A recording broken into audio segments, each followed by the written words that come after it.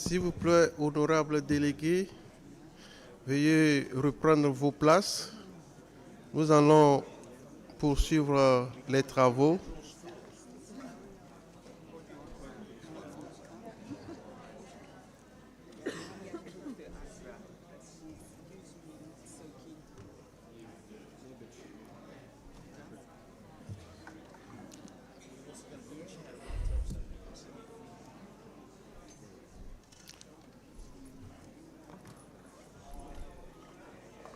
Comme nous sommes déjà légèrement en retard sur l'agenda, nous allons faire de notre mieux pour rattraper. Donc je vous en prie, veuillez reprendre vos places.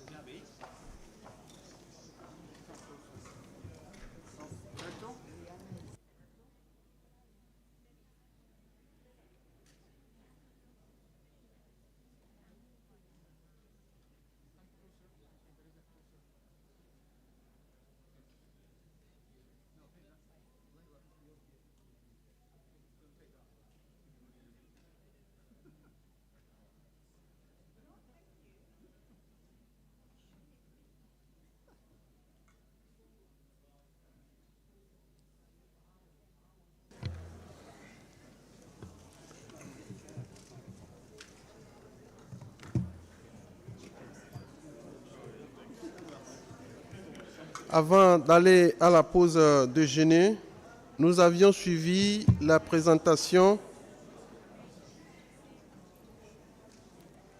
du groupe de travail du GTE. Les partis ont convenu d'aller à la pause déjeuner et reprendre à 15 heures avec la session de questions et réponses. À présent, je vais ouvrir la session de questions et réponses.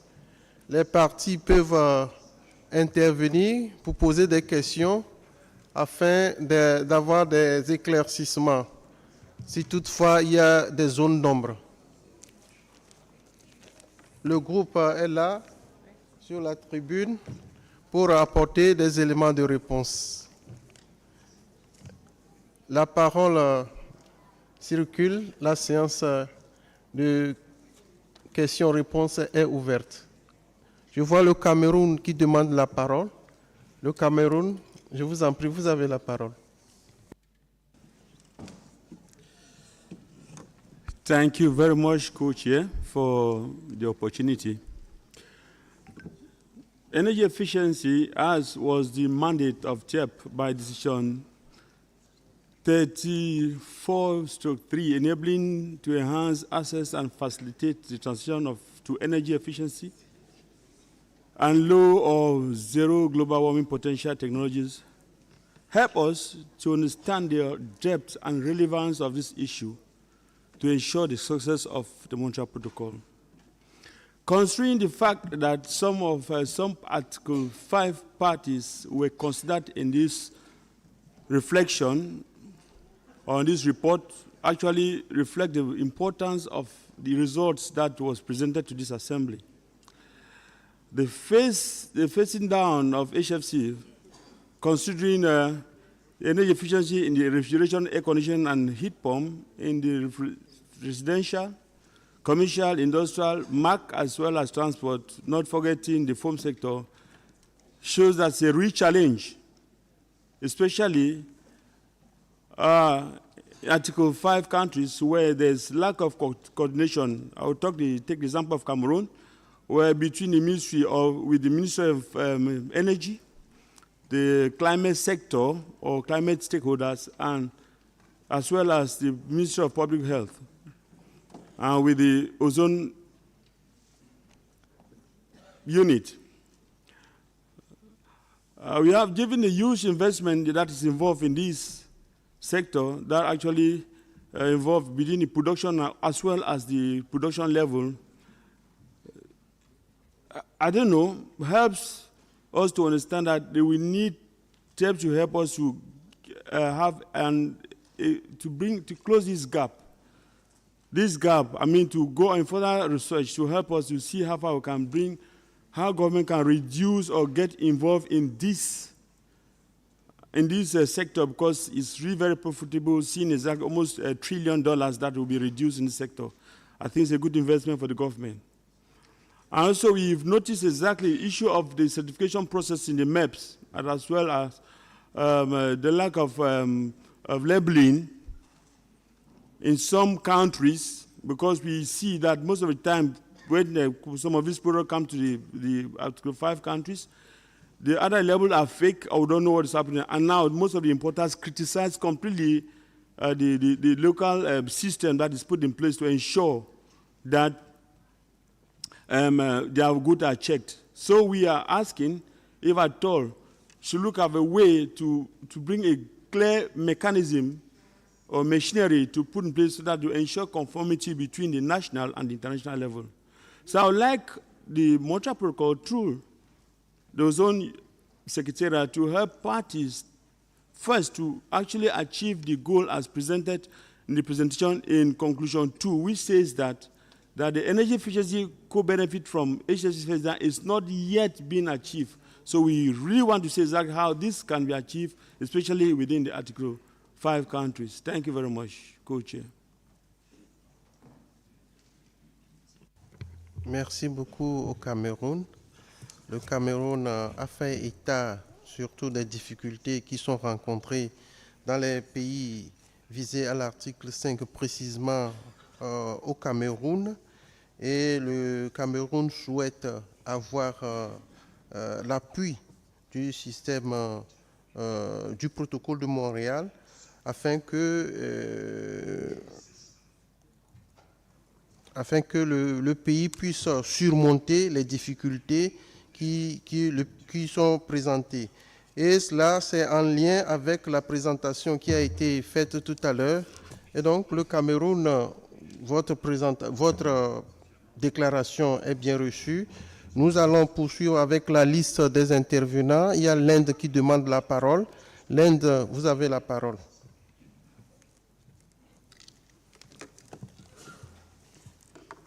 Thank you, Mr. Co-Chair. We would like to thank TEEP for the report and the presentation, as well as for putting together the high-level key messages in the presentation. Mr. Co-Chair, energy efficiency is being extensively discussed both at the EXCOM and MOP level since the adoption of the Kigali Amendment, and after extensive deliberations, a decision regarding funding for pilot projects has been approved by the Executive Committee at its 91st meeting. So regarding the report of TEEP on the issue relating to market transformation for adopting energy efficient technologies, we feel that without a sectoral approach, implementing energy efficiency related policies could be very challenging. Secondly, mechanisms also need to be in place to ensure that minimum energy performance standards and other energy-related regulatory interventions in the context of HFC phase down are managed well. We would like to understand the views and experiences of the TEEP on this issue.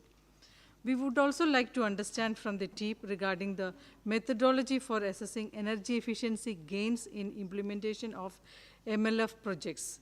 It would also be helpful if TEEP could provide an update on the status of adoption of low GWP energy efficient technologies in the non-Article 5 parties, and also the challenges, barriers faced with respect to such technologies, including flammable technologies. So this would provide a good understanding and guidance regarding the choice of technologies to the industries in developing countries. It would also be useful if we are provided with concrete information on benefits of combined energy efficiency and HFC phase down, and how the industry can sustain energy efficiency trajectory in a sustained manner. Finally, we would also like to listen from the TEEP on their views on how funding modalities for energy efficiency can be handled in the context of returns to the consumers and also to the country. Thank you very much.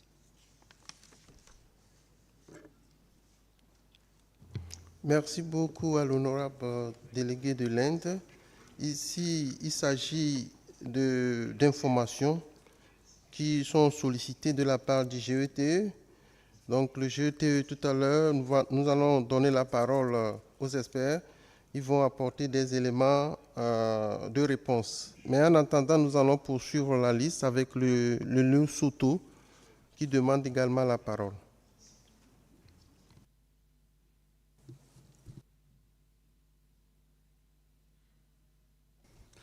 Thank you very much, Mr. Chair. As per the report, we have realized that for the commercial sector, Africa doesn't have maps at all.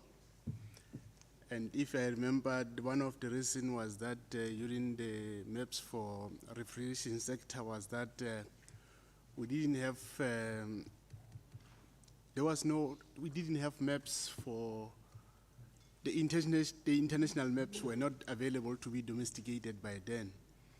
So my question is, do we now have the maps on for commercial sector which can be adapted? And also, what do you recommend for Africa? Because I've seen we only have maps under refrigeration, not under the commercial sector. That's my only question which I have. Thank you. Merci beaucoup à l'honorable délégué du Lesotho. Et l'honorable délégué du Lesotho a fait un constat, c'est que l'Afrique n'a pas été mentionnée nommément dans le rapport.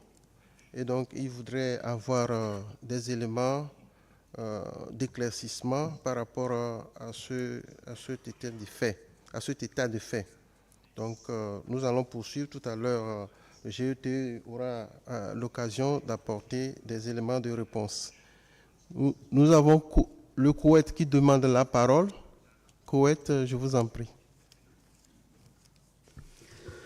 Thank you very much, Mr. Co-Chair, and I would like to extend my thanks to the TIEP for their presentation and all the information that it's in the presentation, and some of also the need to go back and read these link issues. I just want to highlight two elements that I need.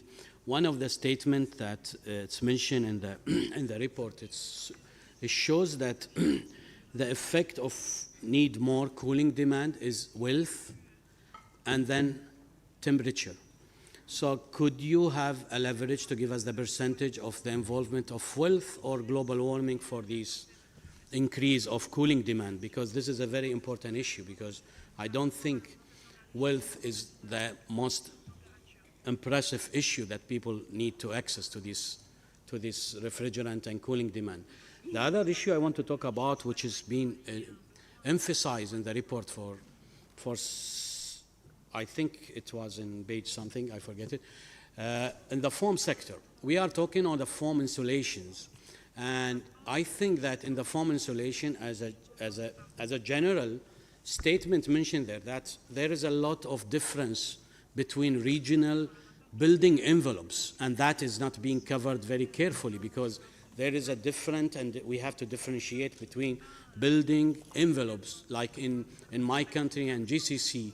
It's not only the insulation. We have a lot of things in that wall until we design. The second thing, when we are talking about the foam and low GWP alternatives, we have to make sure that also the influence of the price of these alternatives for the insulation to be carefully engaged in the pricing in the initial cost, how it will be returned back within the time frame.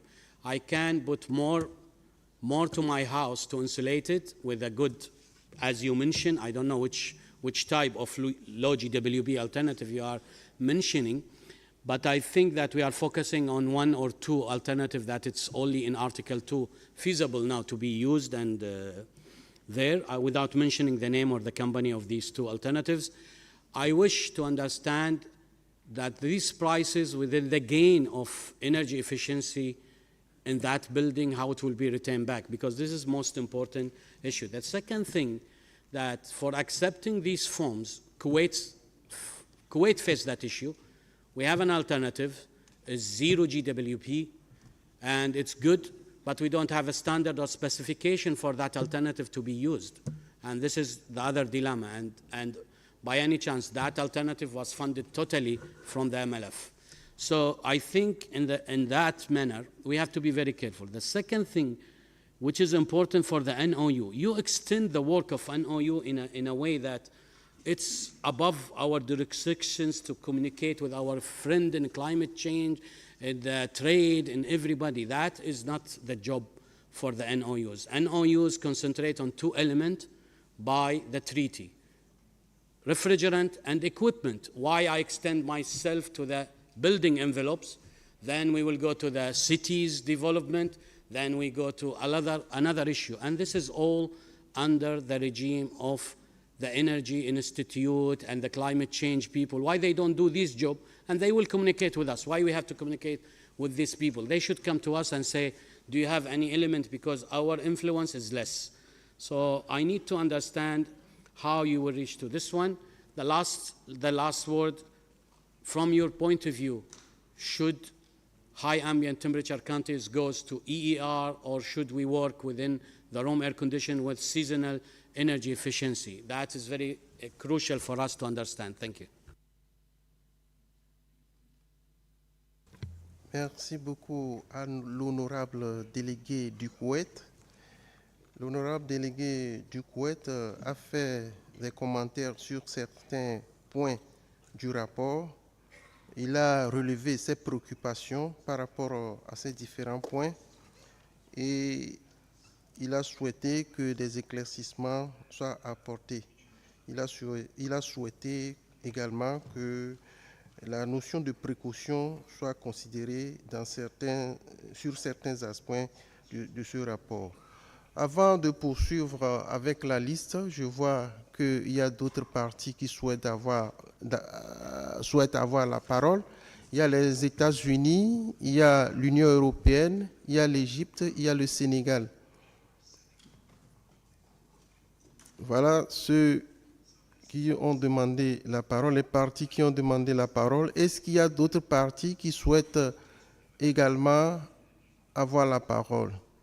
S'il n'y a pas d'autres partis, je vais clôturer la liste sur le dernier.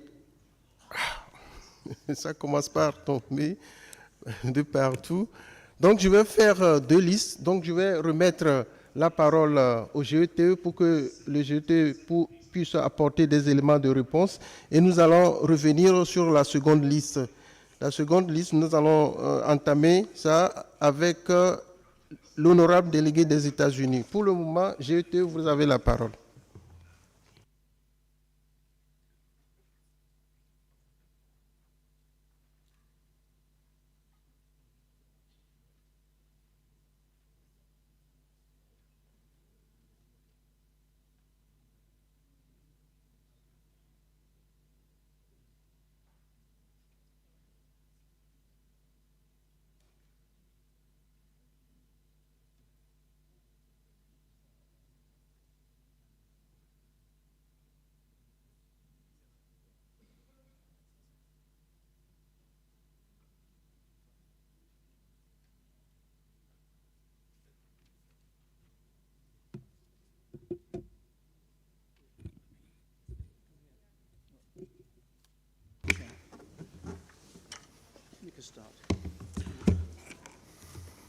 First, thank you to the distinguished delegate from Lesotho for your questions regarding the MEPS.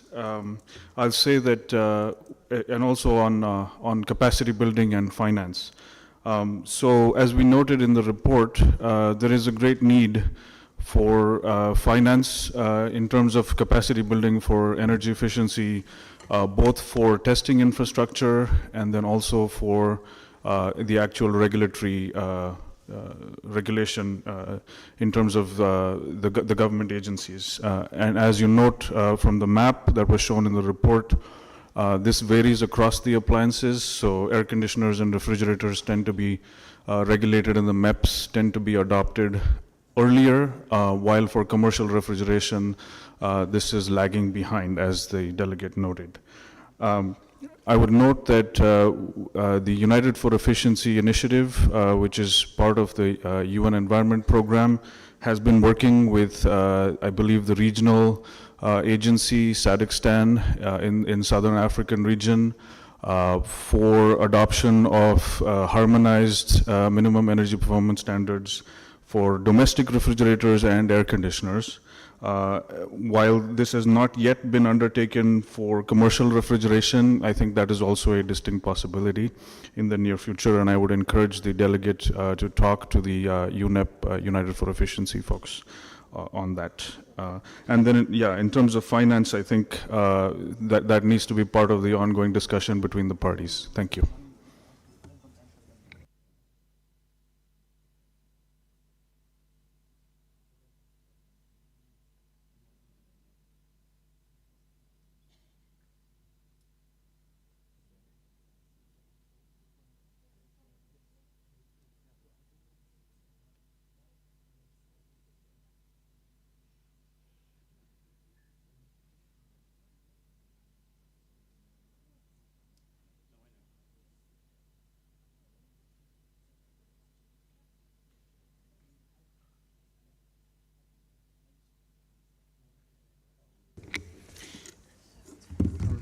All right. With respect to the question from Kuwait about the increase in cooling demand, whether it's driven more by wealth or by global warming, so there are studies out there showing that cooling is one of the things that are generally acquired once the wealth is more than $10,000 per year. The studies are out there. And we have seen this happening in regions like China, India, Malaysia, and this is actually one of the major reasons for the increase in the adoption of cooling equipment. In terms of increase in cooling degree days, the increase is not the major. It is like there is an increase, but it's not the major increase. The question on extending the work of NOU beyond their current scope, actually, you made the point very clear. It is, while it is outside the scope, all what we are suggesting is that you may wish to just extend the arm. It goes both ways. You don't want to. We are not proposing that you regulate. We propose, or we say that you may wish to knock the door and say we are open for business. If you have something, we are open for business. And finally, EER versus SEER for HAT. This was actually suggested in previous Energy Efficiency Task Force report. We have repeatedly suggested that seasonal energy efficiency ratio is better even for high ambient temperature environments.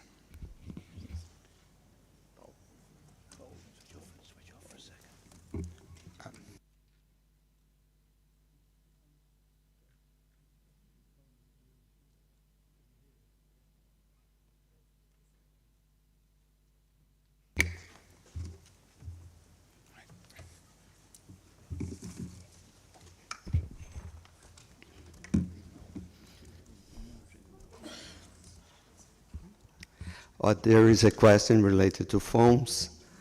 I can briefly comment on the blowing agent's point of view. If we replace, for example, HCFC or HFC by a HFO, depending on the amount of blowing agent used in the foam, you can have the same or even better insulation performance. By using molar equivalent, if we move from hydrocarbons to HFO, for example, of course we'll have an increase in the cost of foam, because HFOs are much more expensive compared to hydrocarbons, for instance. But on the other hand, we'll have a better insulation performance that can be in the range of 80% improvement compared to hydrocarbons.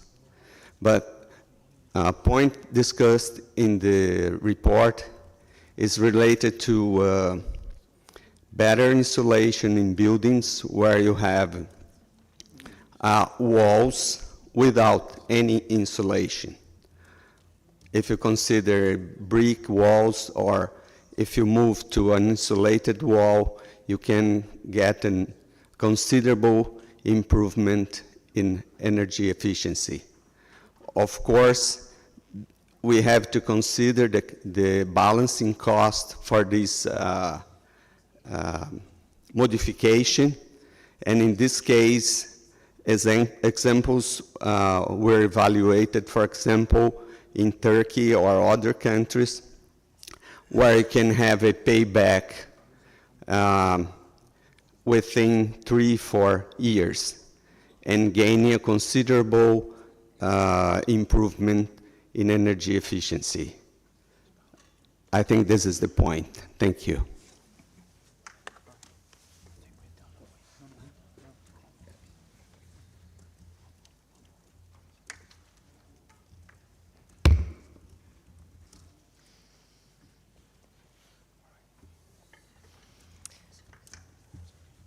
In response to the distinguished delegate from India, we will note to focus on those questions that we addressed in the context of our scope, and in the particular case of methodologies for assessing energy efficiency and modalities within the context of the MLF, that is outside the scope. However, in considering ways of approaching energy efficiency funding and benefits, we did present a set of options for how one may want to consider funding for energy efficiency improvements that takes into consideration, one of the two options presented is framed around the maximizing energy efficiency benefits, and that those benefits, in this case, by targeting the lowest efficiency, this has implications both for consumers and nations, but the specifics of the approach, again, that it is a conceptual approach, could be further developed. It is primarily just a concept at this point. Regarding the point that was raised on market transformation for energy efficiency, and acknowledge the sectoral approach, and would highlight past energy efficiency task force reports, and the chapters in our current report looking at overcoming barriers to efficiency that include both market-based, regulatory, and enabling, and other types of interventions. So inconsistent with the point on the sectoral approach. And with that, I think I'll pass it back to colleagues.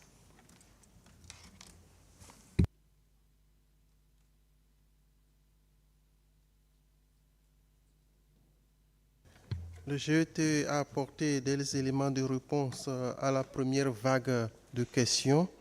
Nous allons poursuivre à présent avec la seconde liste. Les États-Unis, s'il vous plaît, vous avez la parole. Thank you, Mr. Co-Chair.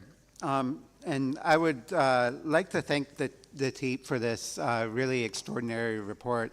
I think that the TEEP mentioned early in the presentation that this was quite a complicated decision that the parties adopted at the MOP last year. I will certainly confess that it was not our most concise work as drafters of this. So we did give you quite a mandate because of that, but I think that you delivered really above our expectations. And this report has been incredibly useful in looking at many of the aspects of the challenges and opportunities before us in enhancing energy efficiency while we phase down HFCs. And I certainly want to touch on a number of these issues, but I think that the overarching and I think the key thing here to me is that there's an enormous opportunity in front of us, which is largely outlined in Chapter 7 of the report. And this, to me, seems to be an opportunity that we really need to grab with both hands. I think that we know that the climate benefits of enhancing energy efficiency in the HFC phase down are enormous. As the report noted, 75% of emissions related to cooling are the indirect emissions from the electricity needed for the cooling equipment. And the scenarios presented in Chapter 7, noting that by 2050, the difference in electricity use between the high efficiency gain and no efficiency gain scenarios would result in a savings of $2 to $3 trillion in investments for new power plants.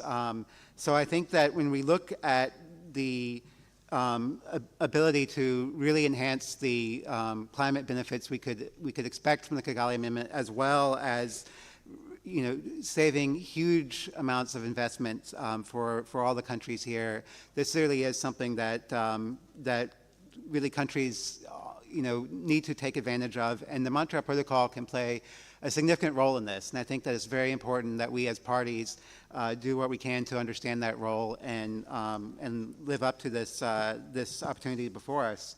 I think, though, that it's also important to note that there are quite a few challenges that the report also addresses and describes to the parties, which I also found quite helpful. I think that we saw that the report describes how the availability of more efficient equipment in countries that manufacture the equipment does not guarantee its accessibility in all countries. So I think that's certainly something that we need to think about, how that could be improved around the world. And it also highlighted that there are the importance of having good standards and how labeling programs can help ensure that the technologies, the more efficient technologies are used. And also, I think that something that we haven't maybe seen as much in previous reports is the importance of testing for all of these to ensure that these standards are enforced and these labeling schemes are enforced, which is crucial for their success and to make sure that the more efficient equipment is taken up. So I think that that's another issue that we need to look carefully at as we explore this. I also note one issue that came up is in the discussion is the cooperation between national ozone units and energy authorities, and I certainly understand that is in some ways a challenge, but I think that the report highlighted, I think correctly, and it's something that we as parties did highlight as important in the decision that we adopted at the MOP last year, where paragraph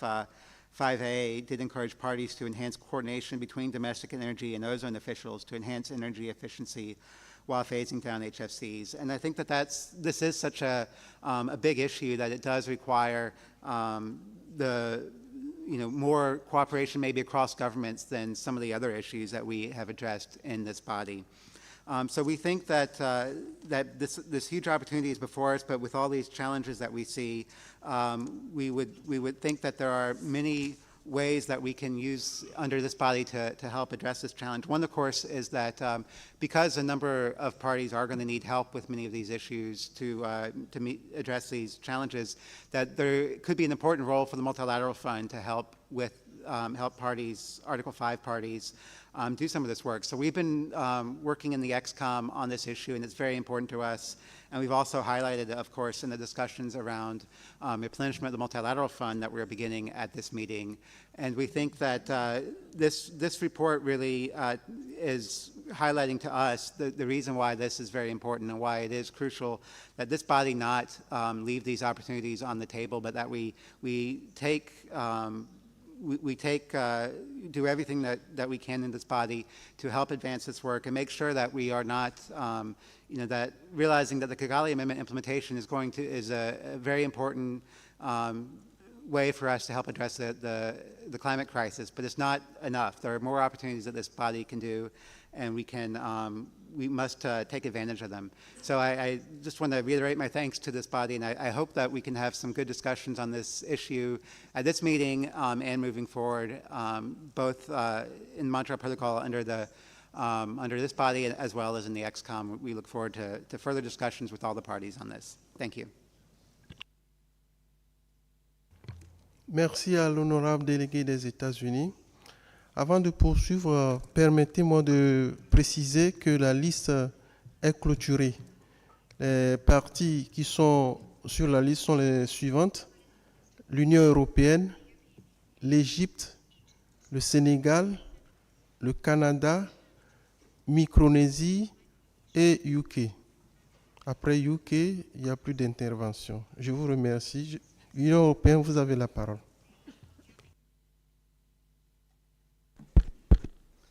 Thank you, Mr. Co-Chair. We welcome the elaborate report, and I have to agree with the delegate from the United States. This is good work in record time, so well noted and appreciated. For us, it's clear that the report underlines that we need a system approach with actually interaction between many different stakeholders and many different policies that can address the energy efficiency of the equipment, that can address the refrigerant in the equipment, that can address how the equipment is maintained and operated, and in the end, also linked to that is how the electricity system is decarbonizing over time. In the EU, I would say we have quite some experience with policies that interact on all these levels. And if you allow me just to give a few examples, we have legislation called Energy Performance of Buildings Directive that focuses on requiring certain energy efficiency levels at the building as a system. So where you look at all components, how they operate, and how collectively they deliver a certain level of energy efficiency in the building. On top of that, we have eco-design legislation, basically a MEPS, which makes sure that we have energy efficient equipment, rack HP equipment coming to the EU market. We have our F-gas regulation addressing the refrigerant in the equipment, and we have policies to decarbonize our electricity sector, but I would like to underline one, which is our emission trading system. It gives an incentive to decarbonize the electricity system, but we will, in a couple of years, also include the building sector in that emission trading system. And that's now interesting because then we also use the emission trading system to give incentives to improve the energy efficiency of buildings. And of course, that's an important driver for the existing building stock.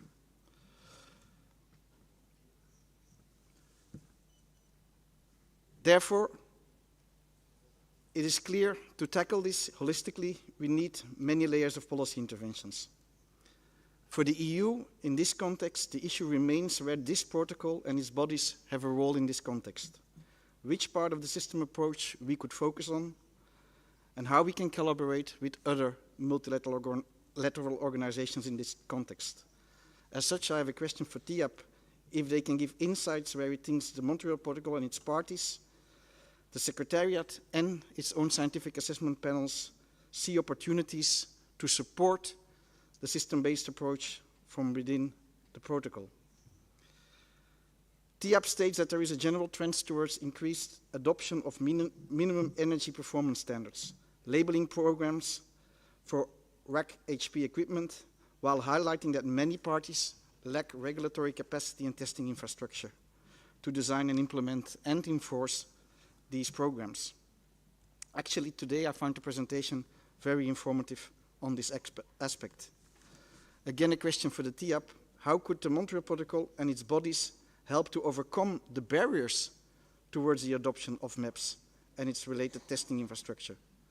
Are there good examples of multilateral collaboration directly impacting the development of MEPS?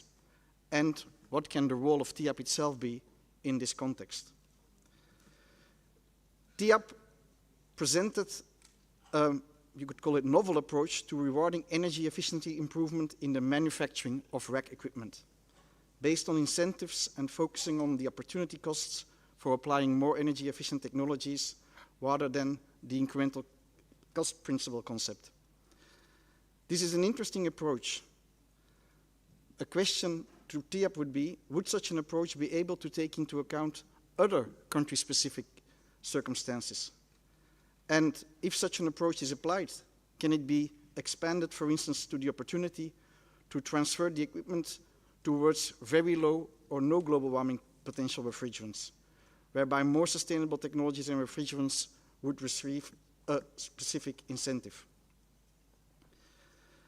TIAP states in its report that HFO blowing agents are significantly more expensive than hydrocarbons. And I think a previous question already alluded to this. We seek to understand why HFOs is seen as such a, one could say, important option when there are other, indeed, low global warming alternatives which we think are lower cost, so in which basically fields such foams would be of particular interest. In this context, we are thinking, for instance, at the building sector, where, at least in Europe, we have now made a shift towards insulation, not relying on such blowing agents. And we do see a very strong penetration of building insulation into the EU market.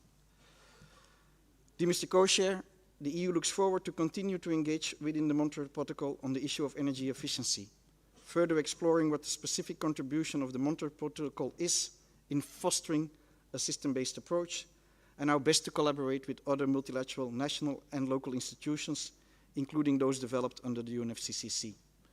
We look forward for the next step, which is the workshop in Nairobi on availability and accessibility of energy-efficient equipment and equipment using low or zero global warming potential alternatives, as well as the report under preparation by the Secretariat on existing policies in this context. Thank you very much. Merci à l'honorable délégué de l'Union européenne. Égypte, vous avez la parole.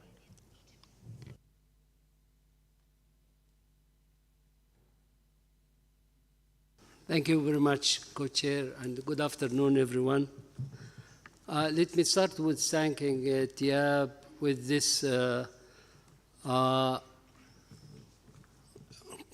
quality of work, and I know it's they did their best to highlight the noble approach to solve many problems. And like I'm going to the doctor and he examined me and he put the prescription and then full stop. I have to go and to buy the medicine. Maybe I don't have the money to buy the medicine. Maybe I don't know where to buy the medicine, but thanks for the doctor. He examined me and he gave me the advice and the prescription. Having said so, I'm related to the chapter 5, the slide 22. In this slide, they highlight the cost of the testing. And I'm not sure this cost is for one laboratory.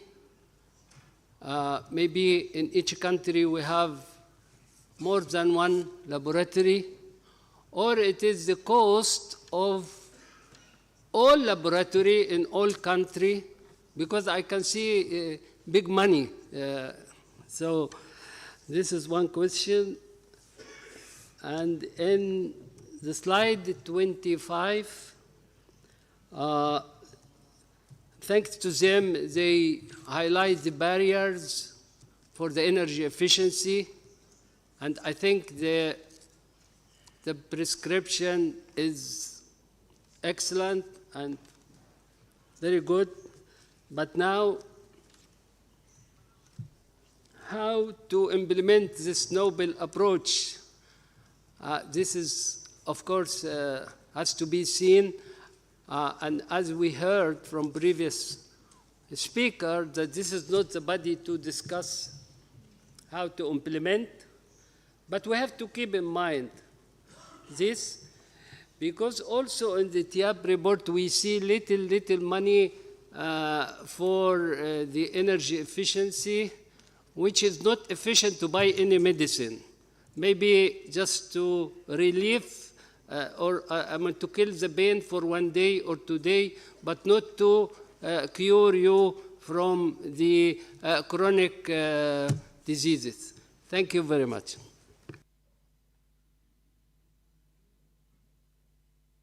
Merci à l'honorable délégué de l'Égypte. Sénégal, vous avez la parole. Je vous en prie. Monsieur le co-président, nous remercions l'ensemble des éminents experts du TIAP pour ce travail de qualité.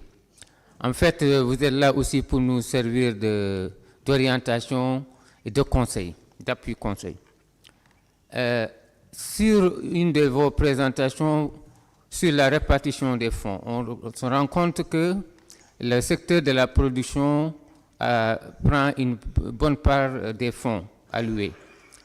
Ce qu'il faut retenir, c'est que nos pays ne sont pas des pays producteurs, nous sommes des pays consommateurs. Et quand la transition avec la réduction des HFC, c'est l'utilisation des réfrigerants naturels, c'est l'hydrocarbure, c'est l'ammoniac, c'est le CO2 et les HF 1, 2, 3, 4, YF. Quelle est la situation? Dans le secteur, sur les petits systèmes, comme les splits et autres, l'alternative qui se positionne, c'est le propane, le R290. C'est friendly ozone, c'est-à-dire c'est bon pour des avantages sur l'ozone et sur le climat, faible potentiel de réchauffement global de l'ordre de 3. J'ai vu quelque part précédemment 0, mais je pense que si on peut me corriger, mais le potentiel de réchauffement global du propane, c'est 3. C'est-à-dire inférieur ou égal à 3, mais pas 0. C'est 0 potentiel de destruction de l'ozone, donc c'est des avantages. Mais par contre, il y a un inconvénient majeur, c'est son inflammabilité. Et c'est sa cinétique, la vitesse même où ce gaz-là s'enflamme. Donc, on aura des défis majeurs pour nos pays. C'est quoi? C'est les aspects sécuritaires. C'est les standards, c'est les normes, c'est la certification, c'est la labellisation. Et on a vu tout à l'heure. Et c'est bien ce que vous avez fait, ça nous donne des idées. On parlait de standards, mais on n'avait pas une idée des coûts. On voit presque $625 000, c'est presque 300 millions. Quel pays parmi nos pays a les moyens de sortir autant d'argent pour avoir des standards? Et c'est valable pour le secteur commercial. Il y a des alternatives, mais vous ne nous avez pas dit lesquelles. Quand on arrive au système, au grand système, comme le secteur industriel, quelque part, il est mentionné l'utilisation des hydrocarbures. Moi, je ne dis pas non, parce que c'est la science, c'est les ingénieurs. Mais quelles sont les limites? Parce que le souci qu'on a sur les petits systèmes, c'est ce souci-là qui va se poser sur les grandes installations, encore avec beaucoup plus d'acuité. Cela veut dire quoi? Cela m'amène à ce qu'on revienne sur ce tableau et nous invitons, dans ce cadre du protocole, que les TIAP revoient les montants alloués au secteur sur l'efficacité énergétique. Parce que derrière l'efficacité énergétique, c'est les enjeux sécuritaires, c'est les normes, c'est les certifications. Et cela, ce n'est pas gratuit. Ça a un coût. Et nous n'avons pas ces moyens. Avec ce montant-là, on ne peut pas faire grand-chose. il va falloir revoir ces montants. Et il va falloir revoir le montant des activités habilitantes. C'est 1 million et quelques de dollars. Là aussi, c'est vraiment insuffisant par rapport aux besoins qui nous attendent. On a les moyens, on a les informations, on pourra maximiser les chances d'avoir une conformité, être conforme par rapport aux obligations de l'amendement de Kigali. Sur la climatisation automobile, l'alternative, c'est le HFO 1, 2, 3, 4, YF. Ce n'est pas toxique, ça a un faible potentiel de réchauffement global de l'ordre de 4. Si ce n'est pas ça, vous me corrigez. Mais par contre, ce réfrigérant est inflammable. Donc ce qu'on a dit par rapport aux hydrocarbures est valable par rapport à ce HFO. Donc c'est dire que l'enjeu, les moyens, il va falloir qu'on ait les moyens pour aider nos pays à avoir nos ingénieurs et nos techniciens formés sur les aspects sécuritaires, sur les normes et standards. Et encore, je dis, ce n'est pas gratuit. Donc il va falloir revoir cela. Maintenant, il y a quelque chose que je n'ai pas entendu et qui aurait pu aider beaucoup, qui nous aurait beaucoup aidé, c'est le COP, c'est le coefficient de performance.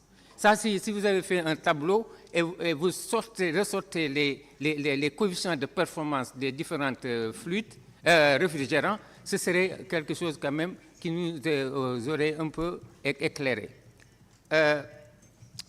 L'autre élément, c'est que quand on parle de réfrigérants, de cette coefficient de performance, mais derrière l'efficacité énergétique, mais un circuit frigorifique, c'est les réfrigérants, c'est les composantes, mais c'est aussi les huiles. Nulle part, on n'a pas eu des informations sur les huiles. Est-ce que c'est minéral qui va avec l'hydrocarbure ou bien c'est le polyostyrol? Est-ce que c'est l'alkabenzène? Vous êtes les éminents experts. Vous nous aidez un peu à avoir une idée pour qu'on puisse comprendre pour l'hydrocarbure, voilà les huiles. Parce que le réfrigérant tout seul ne peut pas faire fonctionner une installation. Les huiles en font partie. Tout est lié. Et je termine sur c'est un appel qu'on ouvrons et c'est une demande qu'on revoie un peu cette répartition des fonds pour permettre à nos pays d'être outillés pour pouvoir être dans de bonnes conditions par rapport aux obligations de l'amendement de Kigali. Je vous remercie. Merci à l'honorable délégué du Sénégal pour les préoccupations soulevées. Canada, s'il vous plaît.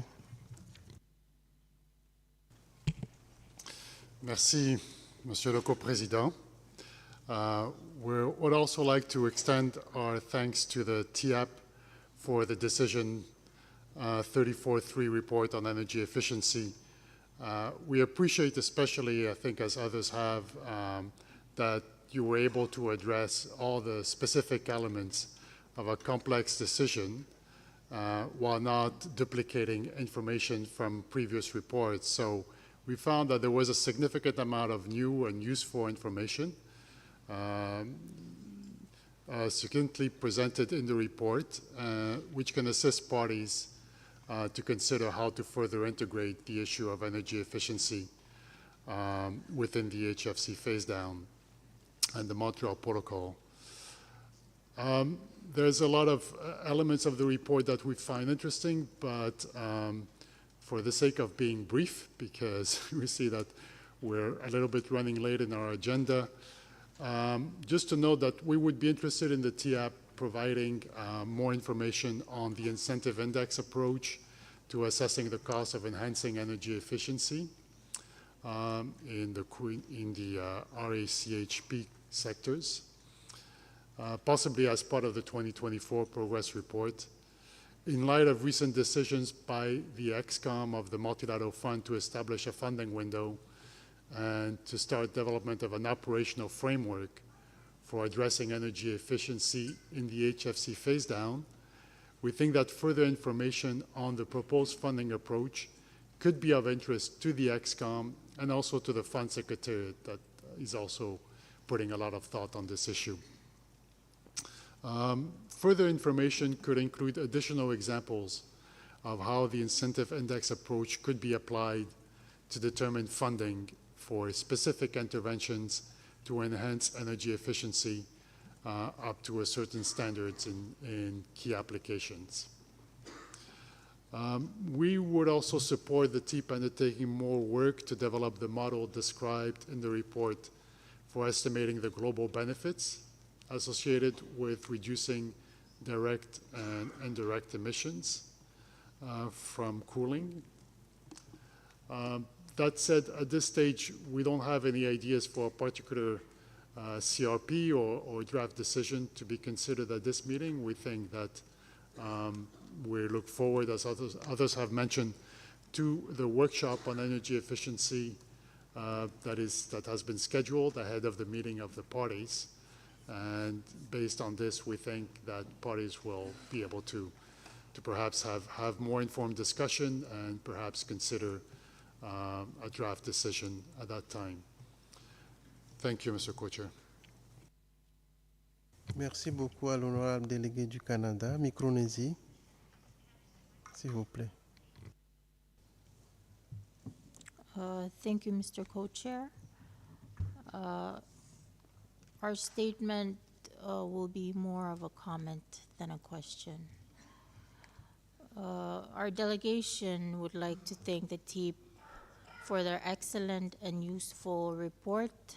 This report is part of a very important body of information that responds to the dynamic changes of the landscape of technologies, equipment, and options to enhance energy efficiency in the rack sector.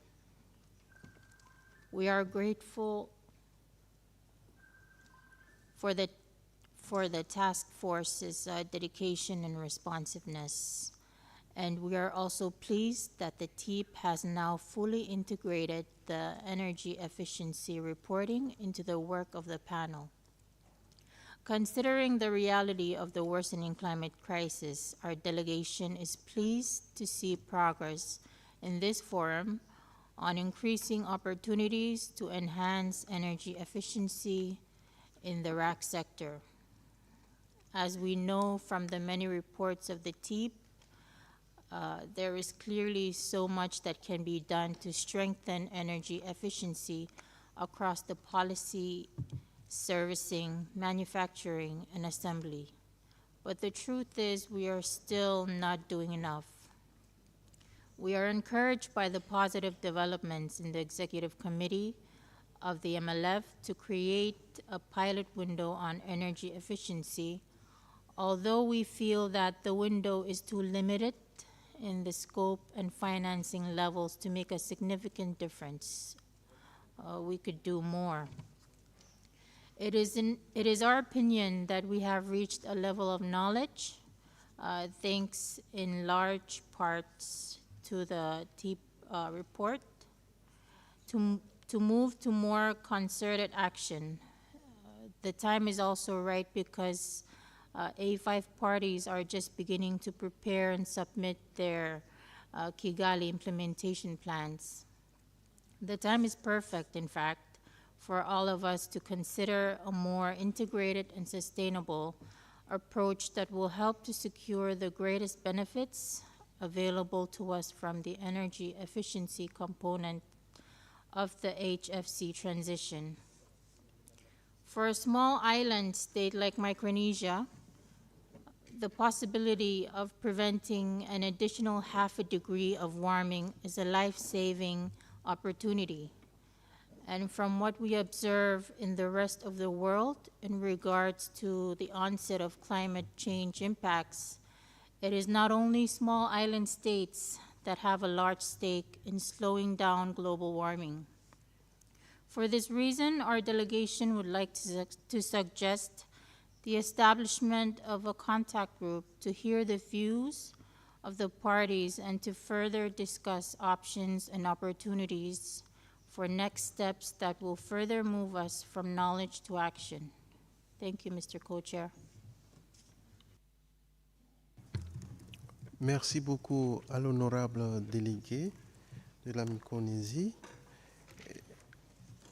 Pour clôturer la liste, je vais donner la parole à Yuki.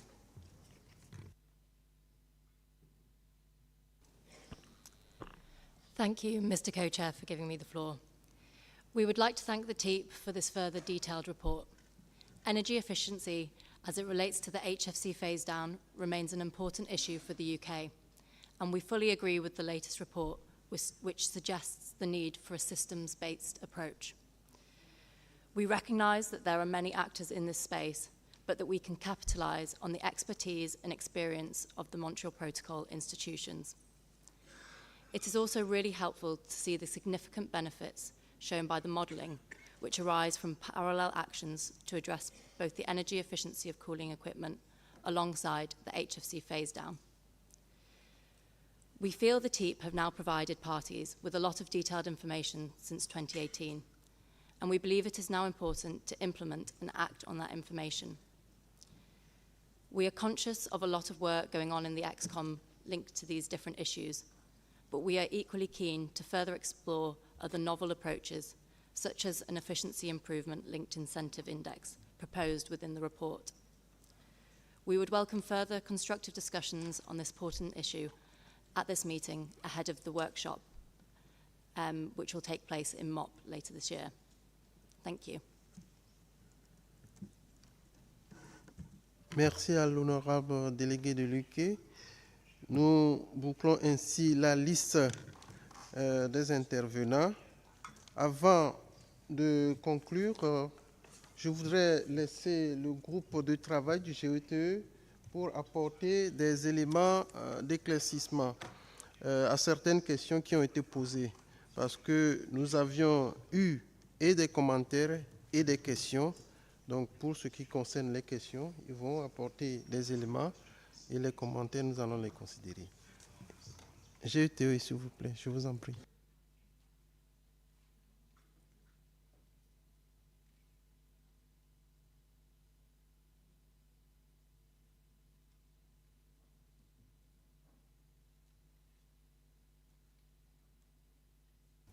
Nous allons leur donner un peu de temps pour qu'ils puissent se concerter.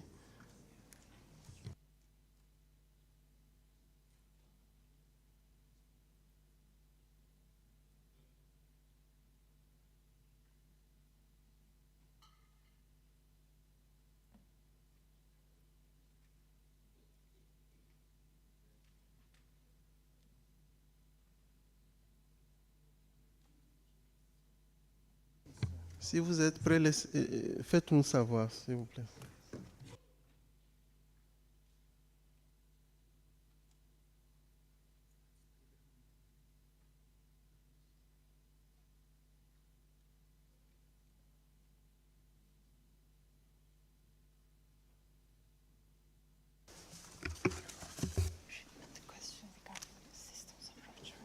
The systems approach and how to support it in a complex.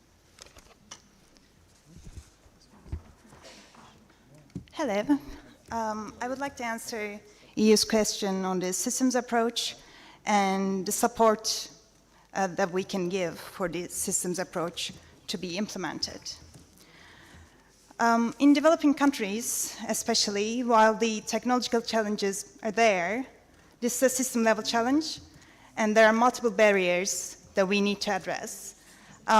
We need to develop in-country skills and capacity, demonstration and testing centers, and provide support to local manufacturers and technology developers.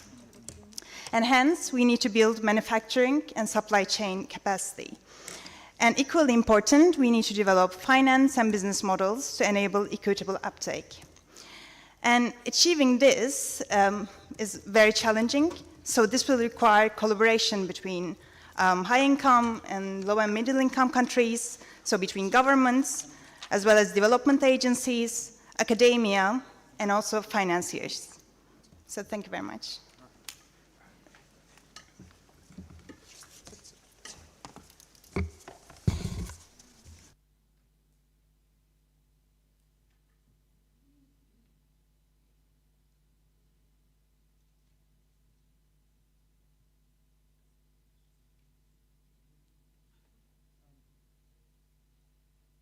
So in terms of how to overcome the complex maps development, we have in the report highlighted some simple discussion about MEPS in Chapter 5, but there are some available tools, and these tools we can highlight. Like actually, we refer to them in previous Energy Efficiency Task Force reports.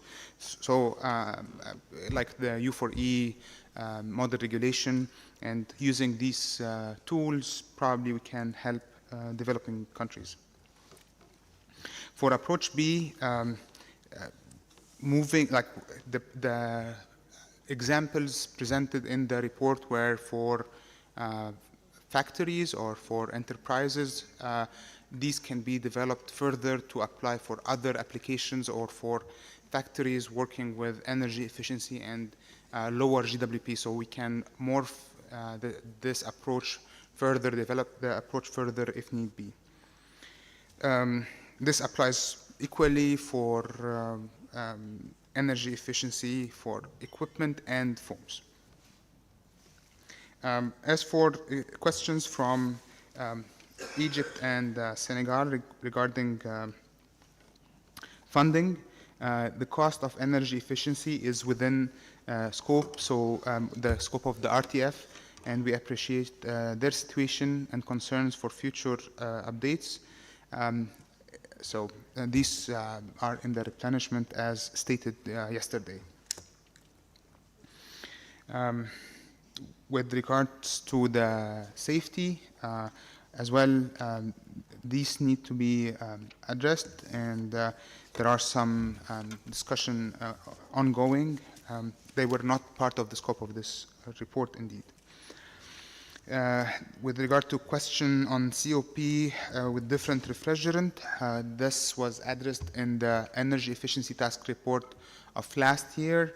In figure 9.1 and 9.2, you would see different refrigerants with, it was like a bubble chart showing different refrigerants with the COP level.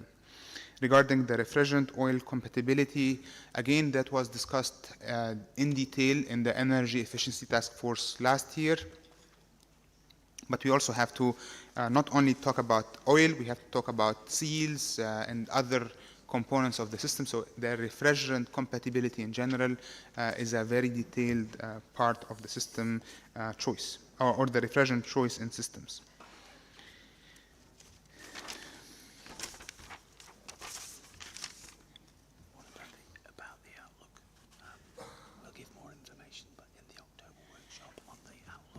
Yeah. So finally, regarding the modeling work that has been presented, more data would be available during the MOP workshop. So stay tuned. Finally, for Canada, it's Canada has a question regarding additional example for specific example, additional example for key applications. I don't think we need additional CRP as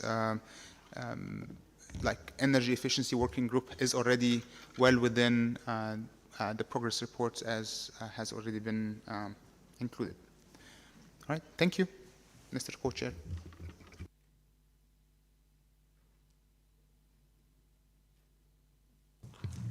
Nous remercions beaucoup le groupe du travail de GETE pour l'excellent travail qui a été abattu.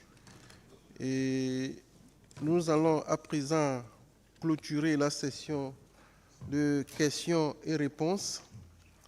Mais avant d'y aller, nous allons faire un état des lieux. Nous avions reçu des commentaires et des questions. Aux questions, des réponses ont été apportées. Les commentaires, ces commentaires seront également considérés et examinés par le groupe qui va continuer toujours à travailler pour pouvoir valoriser, capitaliser certains de ces commentaires-là, afin que ça puisse toujours servir aux parties. Pour ce qui nous concerne proprement dit de ce point à l'ordre du jour, nous allons dire que nous allons clôturer ce point à l'ordre du jour à cette réunion, mais les discussions vont se poursuivre. Les discussions vont se poursuivre pour qu'on puisse en discuter à la MOP prochaine. Et les parties qui sont intéressées par la question peuvent toujours continuer les discussions et la question sera toujours reconsidérée à la prochaine réunion. Donc, sur ce, nous clôturons ce point à l'ordre du jour. Avant de laisser les membres du groupe retourner à leur place, je voudrais, au nom de toutes les parties, encore une fois, leur réitérer nos remerciements. Nous allons passer à présent au point suivant à l'ordre du jour, le point 6B, le point qui est relatif à l'importation illégale de certains produits et équipements de réfrigération, de climatisation et de pompe à chaleur. Rappelons que lors de la 34e réunion, les parties ont adopté la décision 34/4 qui invite les parties qui ont restreint la fabrication et ou l'importation de certains produits et équipements de réfrigération, de climatisation et de pompe à chaleur contenant des substances réglementées ou tributaires de celles-ci, y compris en ce qui concerne l'efficacité énergétique, et qui ne souhaitent pas recevoir des produits et équipements d'autres parties à titre onéreux ou gratuit, a communiqué au secrétariat avant le 1er mai 2023 certaines informations spécifiées dans la décision. Actuellement, 5 parties, à savoir l'Union européenne, le Ghana, le Nigeria, les États-Unis d'Amérique et le Zimbabwe, ont soumis au secrétariat leur réponse à la décision. Ces soumissions sont disponibles sur le site web du secrétariat. Sur cette mise au point qui venait d'être faite, je voudrais ouvrir une séance de discussion pour qu'on puisse échanger en profondeur sur cette question. La séance est ouverte. Je vois une sollicitation de parole. Le Ghana, s'il vous plaît, je vous en prie.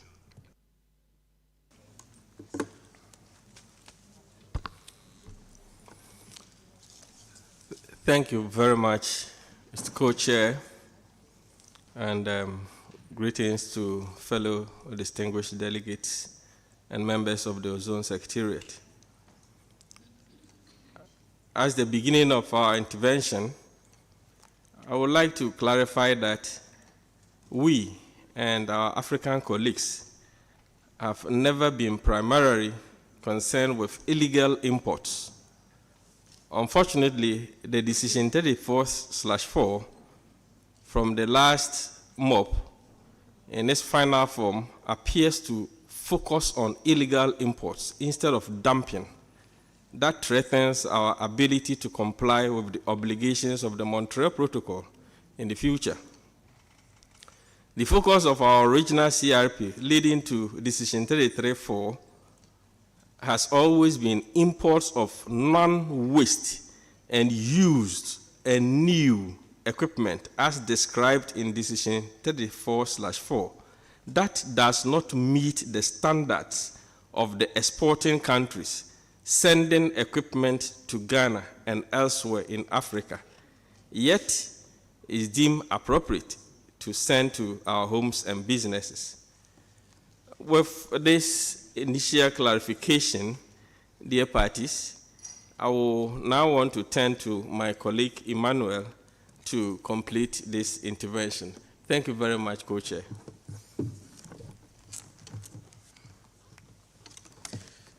Yeah, thank you very much, Co-Chair. And again, Ghana observes that dumping is a long-standing issue of a particular gravity. I will note a few excerpts from the meeting report of the 11th Open-Ended Working Group meeting held in Nairobi in 1995 in this regard. One representative who had submitted a written proposal on the topic in conjunction with another representative said that the practice of dumping obsolete ODS using products and technologies in Article 5 countries was on the increase, and if the situation were not addressed, it could well affect the implementation of the Montreal Protocol. The representative further continued to say that dumping could significantly increase ODS consumption in the countries in question. Since the Article 5 countries were institutionally incapable of monitoring dumping effectively, they needed the support of their Article 2 partners. In fact, these excerpts make it clear that we are here 28 years later, endeavoring to resolve the same issue that plagues Ghana and our brothers and sisters in Africa and elsewhere in the world. In this regard, Ghana strongly requests the formation of a contact group with the intention of finding solutions to the long-standing issue of dumping of non-waste refrigeration, air conditioning, and heat pump products and equipment containing or relying on controlled substances, including with respect to energy efficiency. In this way, we can help ensure that the best efforts and minds of the Montreal Protocol community are engaged so that come 28 years from now, we will not be lamenting the continuation of this problem. Thank you very much, Mr. Co-Chair. Merci à l'honorable délégué du Ghana. Aux honorables délégués du Ghana, il y a les observateurs qui demandent la parole. Peut se manifester.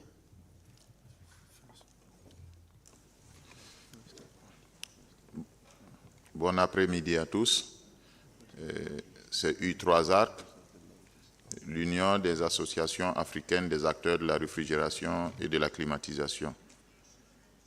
Effectivement, nous sommes inquiets par rapport à ce qui se passe sur le continent africain à travers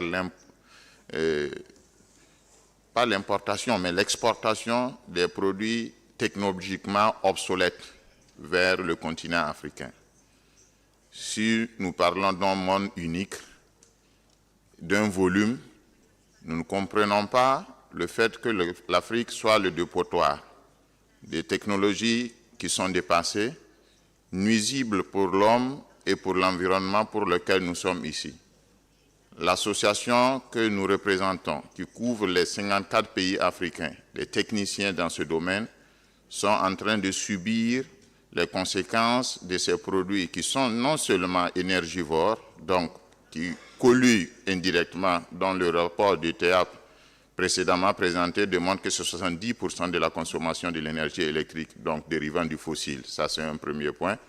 Et dans un second point, qui affecte la vie des personnes, parce que n'étant pas à mesure de conserver de façon adéquate, faute de moyens de trouver l'électricité convenable pour cela, ne les permettent pas de conserver leur production en termes de denrées alimentaires, donc induisant à perdre 70% de la production africaine et polluant encore plus, puisque ces produits qui ne sont pas consommés par manque de capacité de conservation causeront un problème au continent africain, donc au reste du monde. Donc, je demande les parties prenantes, nous demandons les parties prenantes de prendre en considération que transformant l'Afrique en un dépotoir n'est autre que jeter les ordures chez le voisin. Quand le vent passera, il vous portera de ses nouvelles. Donc, ça sera assez important que les parties prennent en compte l'exportation vers l'Afrique de ces différents types de produits qui sont nuisibles, pas seulement à l'Afrique et bienfaisantes pour leur économie, mais nuisibles à la planète tout entière, dont tous ici sommes des défenseurs. Nous avons le devoir de réserver un monde meilleur à nos enfants et à nos arrière-petits-enfants.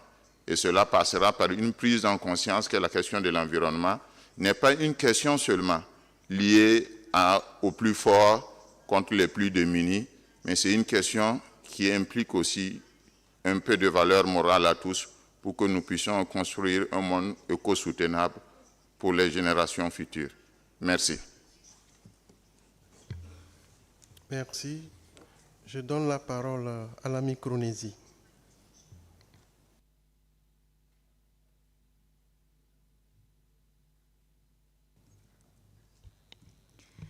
Thank you, Mr. Co-Chair.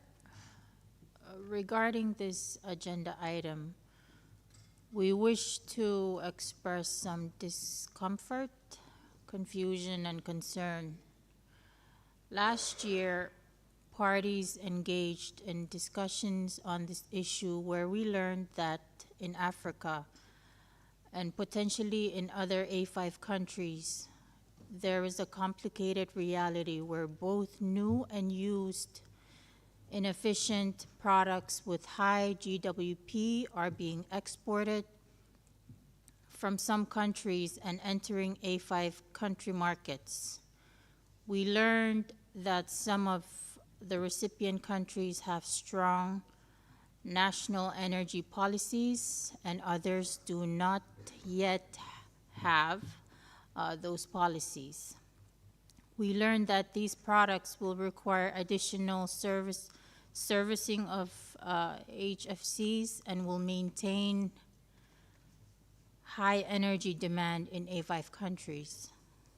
This is clearly not an optimal situation, considering the objectives of this protocol and its Kigali Amendment. It is our understanding that the trade in these high GWP energy inefficient products could increase in the coming years due to the progress of implementation of the Kigali Amendment.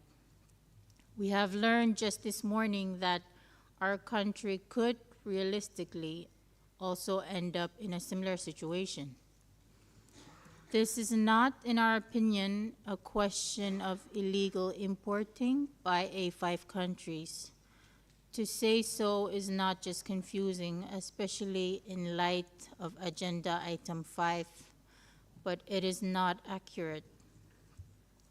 The change in the name of the agenda item is problematic, and we wish to suggest that as discussions continue, we seek a better characterization of this complex situation, one that involves trade across exporting and importing countries, which is unwanted and unsustainable, while it is in fact most often legal. We're also concerned about the potential impacts on energy security in our country, as well as the potential impacts on climate change globally from the trade of these unsustainable products. We are also concerned by what is possibly an inequitable situation where we and other A5 countries might bear the brunt of the responsibility to remedy and assume the consequences of this situation, even as we implement efforts to comply with our obligations under the protocol and the Kigali Amendment. We trust in the best intentions of all countries. We believe that the trade in products that could have negative consequences for developing countries and impact our ability to achieve our compliance obligations is not intentional or desirable. And we further trust in the ability of this forum to find cooperative and viable solutions to such situations. We therefore look forward to continuing open and constructive discussions with all parties on this topic, and we are optimistic that we will find a way forward that is good for parties and good for the planet. Thank you, Mr. Co-Chair. Merci à l'honorable délégué de la Micronésie. Nigeria, vous avez la parole, s'il vous plaît. Thank you, Mr. Co-Chair. we wish to refer to our submission to the Secretariat regarding the need to stop the dumping of inefficient and obsolete rack appliances into Africa as proposed by Ghana on behalf of African region. To support the statistics of rack appliances imported into my country, Nigeria, annually, we wish to refer to a study conducted by the Basel Convention Coordinating Center for Africa and the Sustainable Cycles Program of United Nations University, which states that 60,000 metric tons of used electrical and electronic equipment is imported into Nigeria each year, of which by weight, 13% were refrigerators and 6% air conditioners. Out of the total used electrical and electronic equipment imported, at least 15,400 metric tons did not work anymore and were classified as waste electrical and electronic equipment. Also, according to another report by CLAS in 2018, a total of 0.5 to 1 million ACs are sold annually in Nigeria between 2006 and 2016. Therefore, in view of these findings, my delegation wishes to further reiterate our support to the principle of shared responsibility for finding sustainable solution in ending the dumping of obsolete and inefficient rack equipment in Africa. Mr. Co-Chair, if you look at the report by TIEP on overcoming barriers to the dumping of low energy efficient products in low income countries, the onus is placed on the importing countries. If you look at that report, some of the items listed include education and consumer awareness, reducing the investment risk through incentive schemes such as rebates and innovative financial mechanisms for the consumer, stringent regulations and enforcement such as bans on import of used equipment and products, development of regulatory frameworks, including MEPs for new and used equipment. In all this, we don't see any responsibility on the part of the countries that are manufacturing these products or exporting these products, most of which we can classify as waste, not just used products. And of course, when we take into consideration that the importing countries have weak policy, legal and regulatory framework, as well as enforcement mechanisms. So it becomes very, very difficult to overcome this barrier if the exporting countries are not held accountable. So we are worried that in all this, there is no responsibility on the part of the exporting countries. And so going forward, Mr. Co-Chair, we support the establishment of a contact group as proposed by Ghana. Thank you, Mr. Co-Chair. Merci à l'honorable délégué du Nigeria pour les informations qui ont été fournies.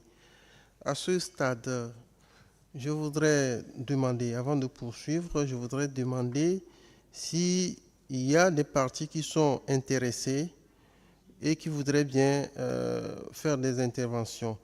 Nous avons sur la liste le Sénégal, Sierra Leone, Mozambique, Tunisie, Grenade et l'Union européenne. Ah, il y a Zambie aussi qui vient de s'ajouter. Donc, après Zambie, c'est plutôt les États-Unis. Donc, nous allons clôturer la liste au niveau du dernier intervenant, qui est les États-Unis. Donc, je vais rappeler la liste que j'ai devant moi. Sénégal, Sierra Leone, Mozambique, Tunisie, Grenade, Union européenne, États-Unis d'Amérique et Burkina Faso. Je vous remercie. Je donne la parole au Sénégal.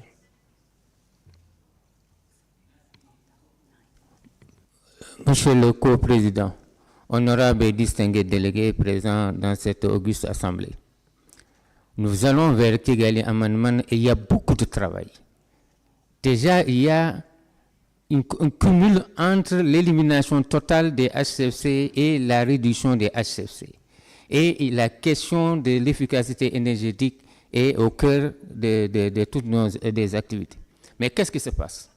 Avec ce dumping, ce déversement de ces équipements énergivores et qui sont pratiquement à l'origine pour beaucoup des fuites. Et je rappelle, avant d'aller plus loin, que là où il y a fuite, il n'y a plus d'efficacité énergétique. Et les coûts augmentent. C'est des équipements qu'on déverse dans le continent. Il y a beaucoup de pays qui vont dire, mais vous avez une réglementation, pourquoi vous ne pouvez pas les contenir? Mais ce que vous ne savez pas, c'est qu'on fait de notre mieux et la douane fait de son mieux, mais il y a aussi, les frontières sont larges, aussi bien terrestres que maritimes. Les frontières font parfois 800 à 1000 km ou 1500 km de frontières. On fait de notre mieux.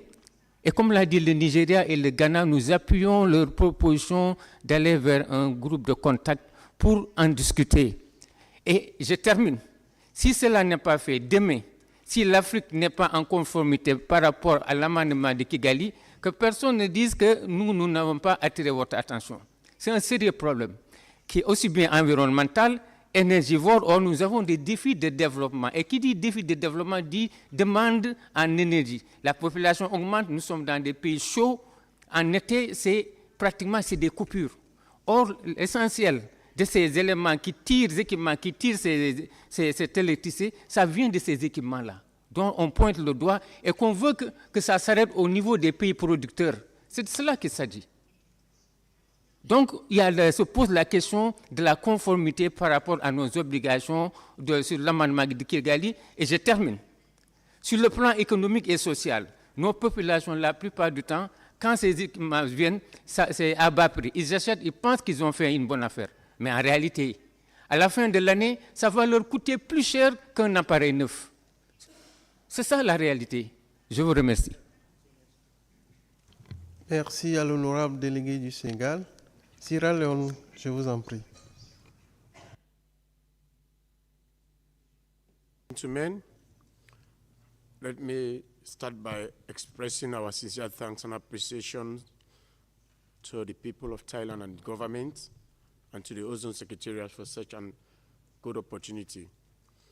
Being taking the floor for the first time on behalf of the people of Sierra Leone and our government, we consider the issue of illegal dumping as a very threat to human rights, especially to the African continent. I'm speaking beyond the point of the Kigali Amendment. I will say Kigali plus years to come. If this issue is not properly dealt with, I must express my sincere thanks to Ghana for bringing it to the attention of the floor, that illegal dumping is threatening the very lives and existence of our unborn generation. If care is not taken, it is the silent killer of our children. The women are exposed to the dangers associated to illegal dumping. And when you consider equipment from the rack HP sector, these are the most popular equipment coming into our countries. As I speak, most countries, including Sierra Leone, are having streams of used rack equipment, and the population consider it as an opportunity for them to have some of these at their comfort because it is cheap and affordable when it comes in that way. But let me remind this Honorable House that we are dealing with something even beyond climate change.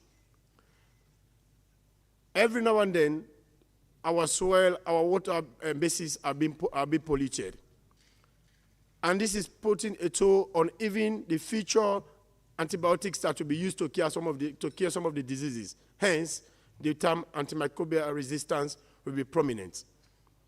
Ladies and gentlemen, we cannot overemphasize this point, but rather, as a country, as a government, we are ready to lend our voice in ensuring that we find a pathway in putting a permanent solution into action. Thank you.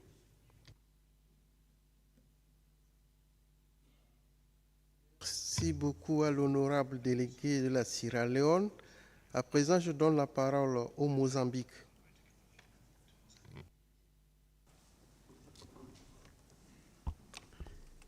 Thank you, Mr. Co-Chair. Mr. Co-Chair, if you ask me, can I drive a car with all one broken tire? My answer will be this: no, Mr. Co-President. But the Montreal Protocol wants to drive a car with one broken tire. Pay attention, Mr. President, and all the ladies and gentlemen. Every year we talk about emissions, and the tape brings us the figures, what's happening around the world. Every year we are getting the talking regarding the awareness to all us. Let's give effort to reduce the emission to the atmosphere.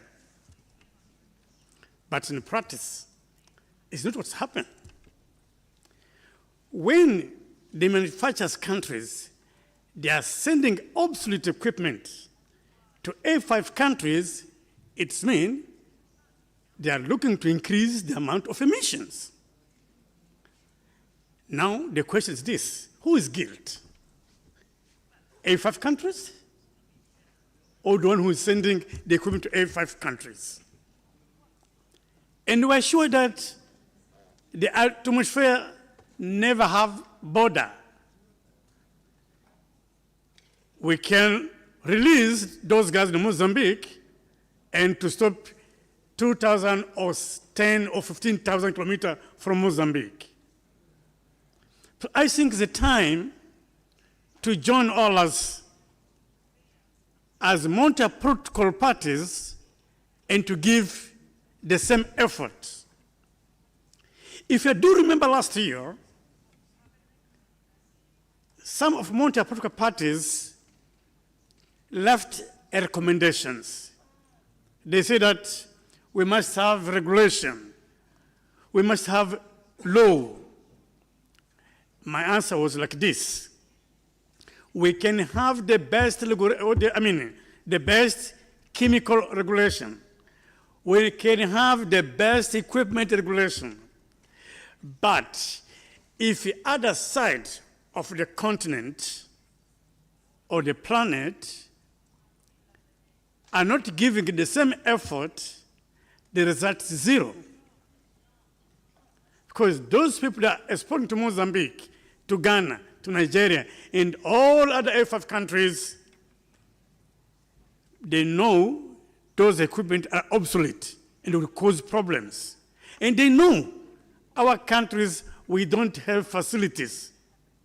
The landfills for those equipments.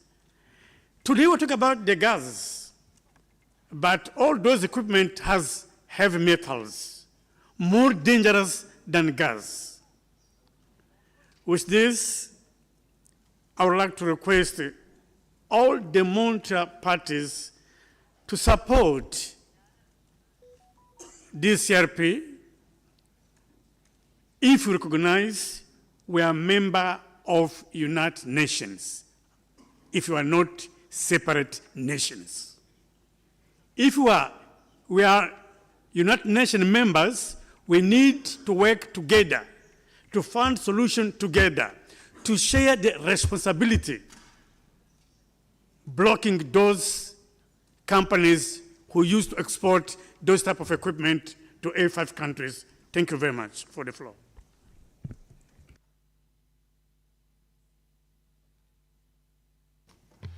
Je remercie l'honorable délégué du Mozambique. À présent, je vais donner la parole à la Tunisie. La Tunisie, Grenade, l'Union européenne, les États-Unis et la liste est clôturée. أود أن أؤكد في هذه النقطة أن المسؤولية مشتركة بين الدول المصدرة والدول الموردة لمعدات التبريد والتكييف الغير مقتصدة للطاقة، أخذا بعين الاعتبار أن الأطراف العاملة تحت المادة 5 ليست لها الوسائل التقنية وخاصة منها المخابر ذات السلاح بمراقبة النجاعة الطاقية لهذه معدات التبريد والتكييف، كما أن إغراق أسواق بلدان المادة 5 بهذه المعدات يجرنا إلى عدم الانتقال السريع إلى التكنولوجيات الحديثة المقتصدة للطاقة والتي تعتمد سوائل تبريد ذات قدرة منخفضة للاحتباس الحراري، وهذا ما سيجعلنا في حالة عدم امتثال لتعديل كيغالي. مع الشكر.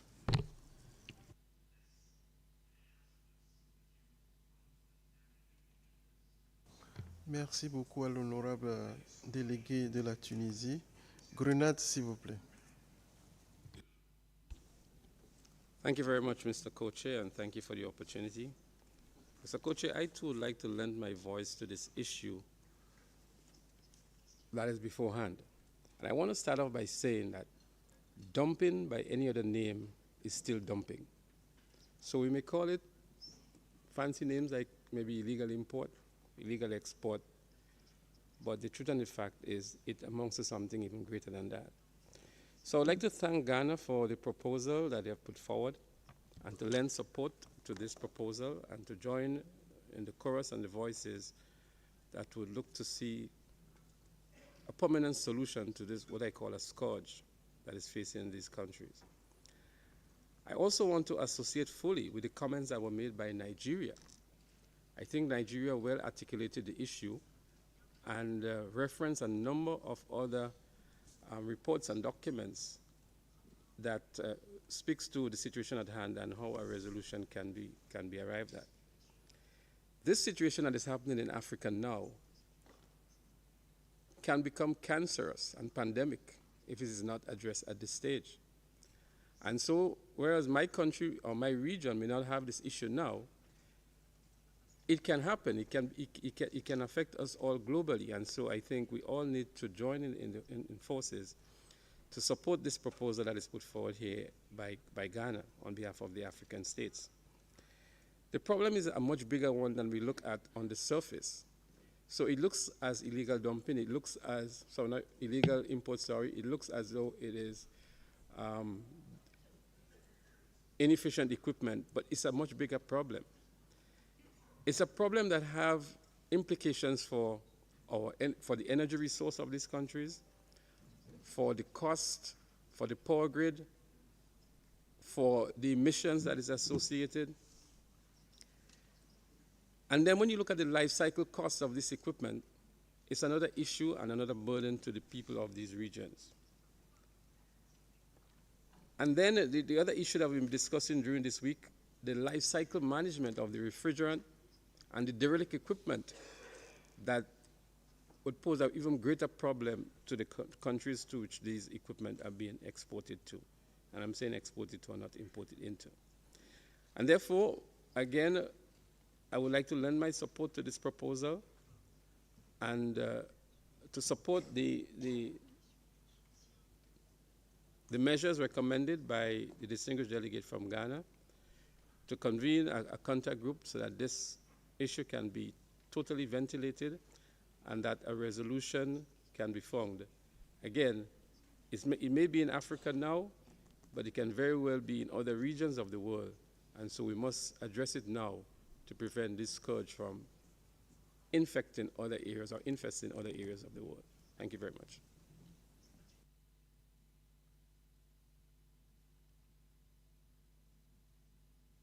Thank you. Je vous remercie, honorable délégué de la Grenade. À présent, je donne la parole à l'Union européenne. Thank you, Mr. Co-Chair. And thank you to the delegation of Ghana to raise this issue again, which is and has always been very important to us. We engaged in intense discussion last time, but apparently there are still remaining misunderstandings and misperceptions. In your submission following the last year's decision, you mentioned a number of member states of the Union as a source of exports, pointing at the fact that those consignments mostly consist of refrigeration fridges and freezers, and to a lesser part air conditioning equipment. In this context, I would like to point at the fact that since the mid-end 90s, there are no controlled substances used as refrigerant in fridges anymore in Europe.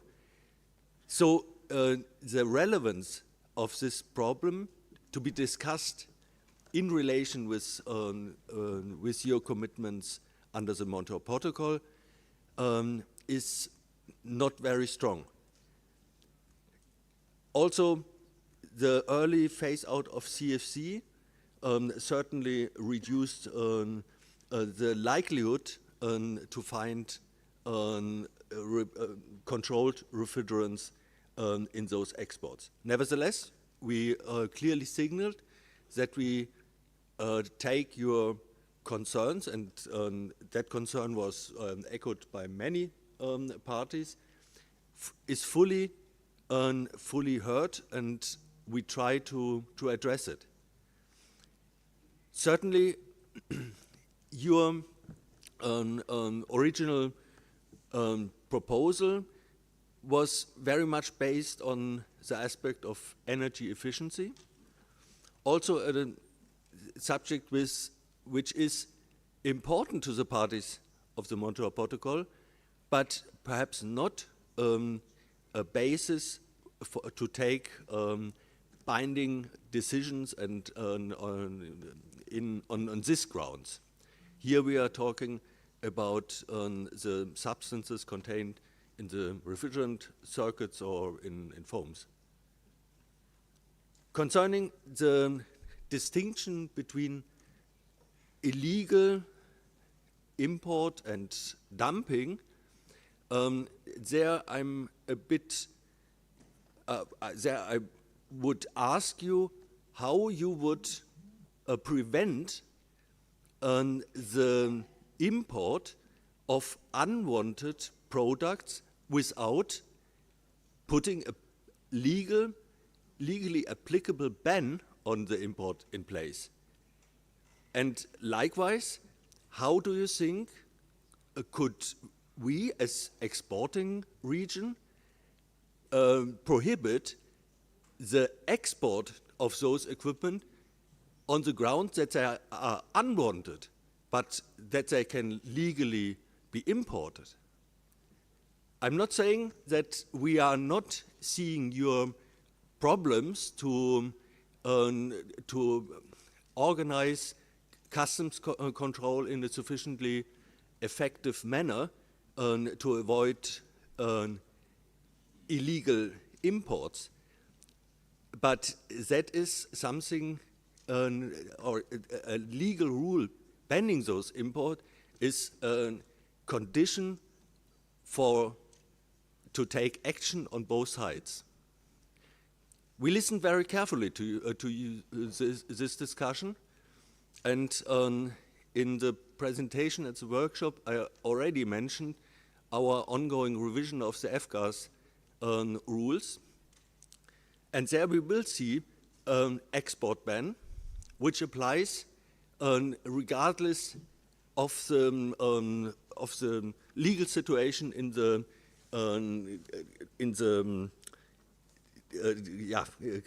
country of destination. We will base this export ban on the rules which will be applicable for the placing on the market of equipment within the Union, with with fixed GWP limits, which cannot be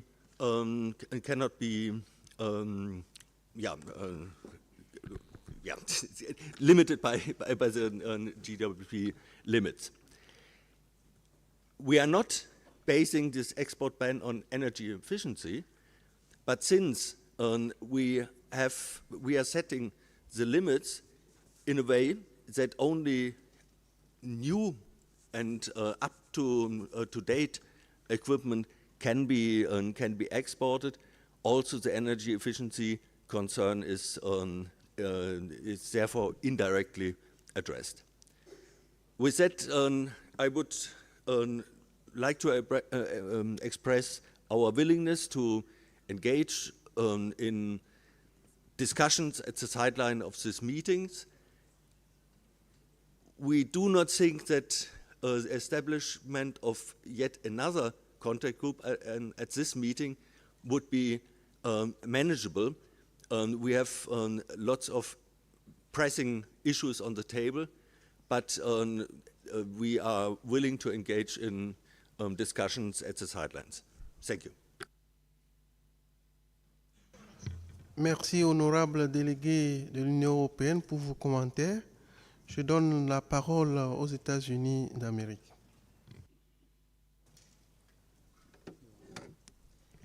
Thank you very much, Mr. Co-Chair.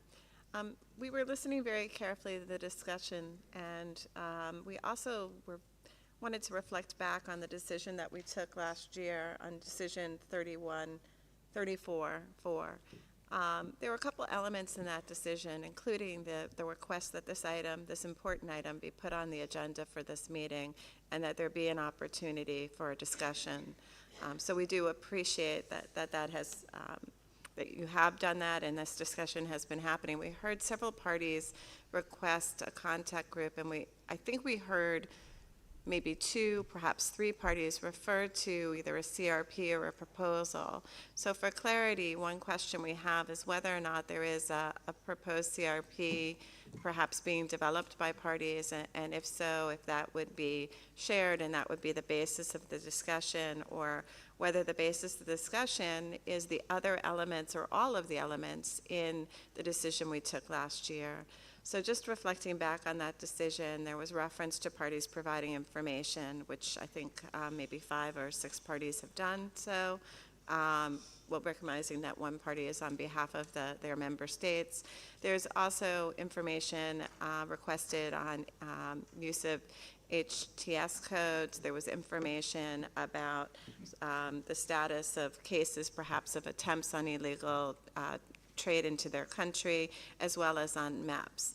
We thought all of this information was quite interesting, and we would be very happy to engage in a further discussion based on those elements of 34-4, decision 34-4, and or based on potential CRP if one is being developed. We also wanted to note that we also understood in the discussion we heard now concerns about whether or not products are being sold into other markets that are not allowed on countries' own domestic markets. And we really feel very strongly that that is something that, as a domestic implementation, should reflect on whether or not you are banning the sale of something or the use of something within your own market, to consider restricting its export as well as its import into the market as well.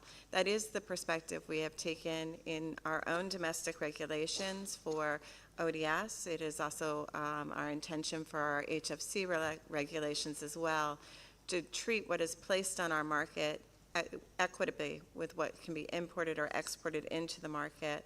And so we do agree with the points that we heard raised by many countries about concerns that something that could not be used in a particular market was being exported from those countries. That is something that we view as an important element for domestic implementation. We'll also note the concern about is the onus on the exporting country or the importing country.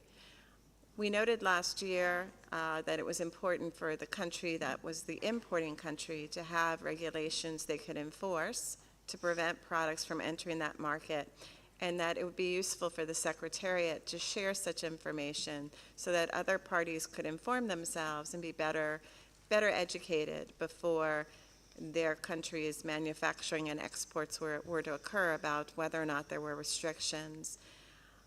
That's an area that might be worth further discussion and pursuing, whether it's at this meeting or subsequently at the MOP, about whether or not the Secretariat is able to better share information about what the domestic regulations would require in other markets, just to better inform parties about that.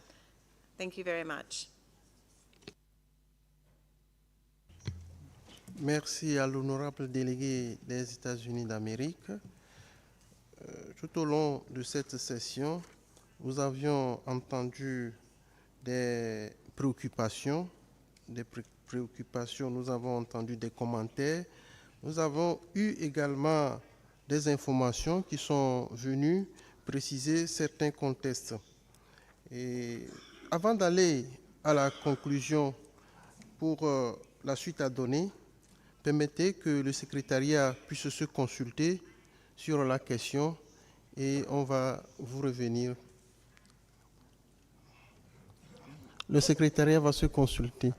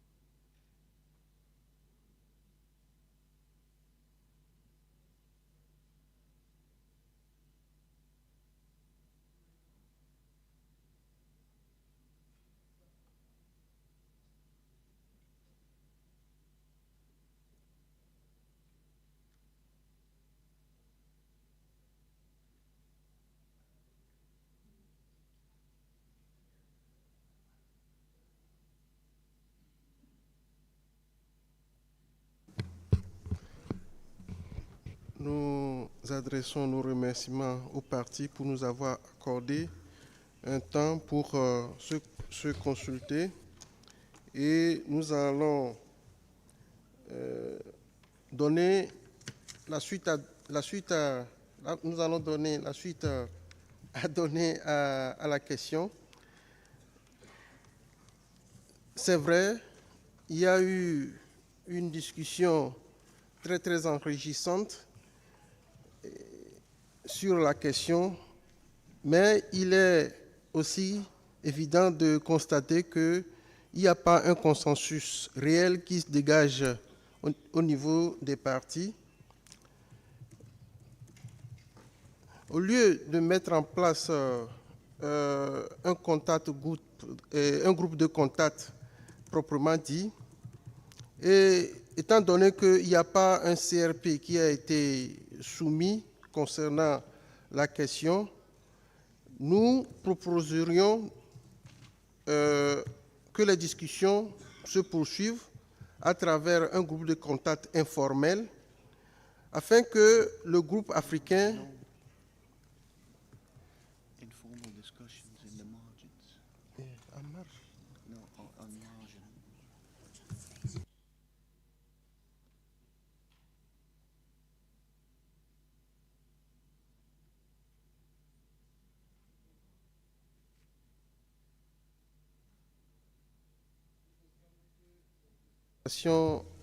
N'a pas dit les choses exactement telles que nous le souhaiterions. Donc nous allons aller en anglais.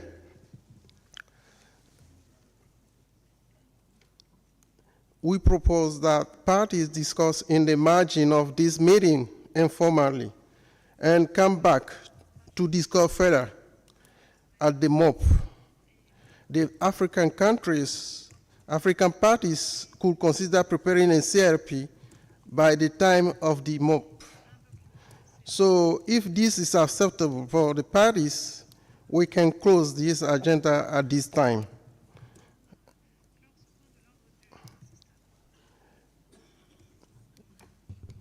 Nous allons nous tourner vers les parties s'il y a des observations.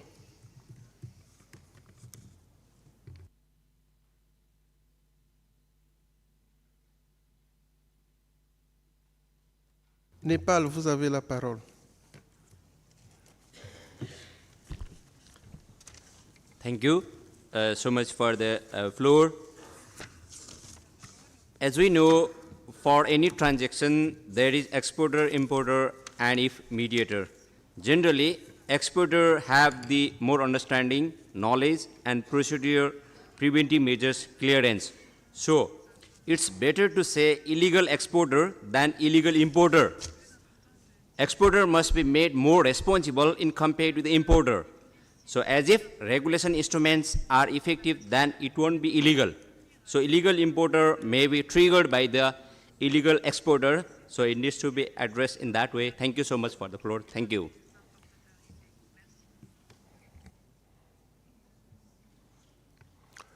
Il y a 4 pays qui voudraient bien s'exprimer. 4 parties. Je voudrais les citer. Il y a une partie qui est encore partie. Il y a le Ghana, Angola et le Libéria. Donc, après le Libéria, il n'y a plus d'intervention. Nous allons clôturer l'agenda. Le Ghana, vous avez la parole.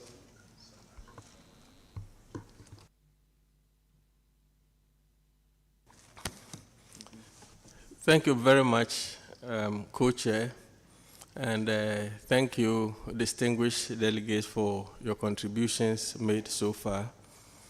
Mr. Co-Chair, we want to make an observation here.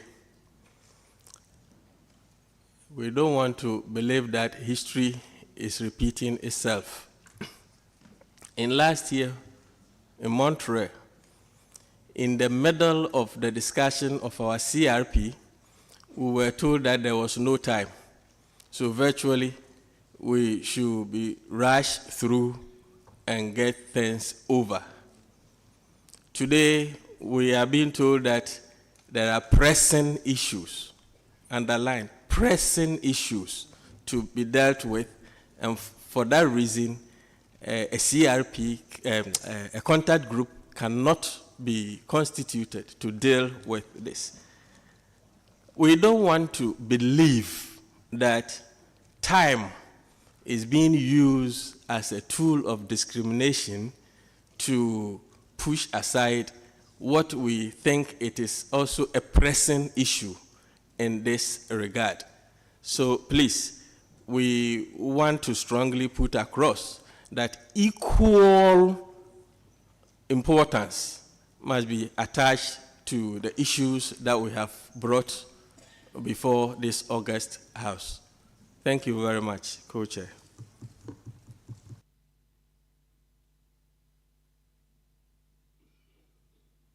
Merci à l'honorable délégué du Ghana. Angola, vous avez la parole. Merci pour la parole, Monsieur le Président. Je vais parler en anglais.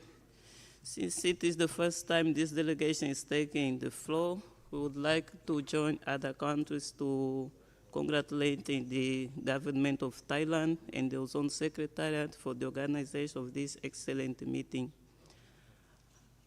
Angola would like to support the establishment of a contact group as soon as possible to discuss this subject proposed by Ghana.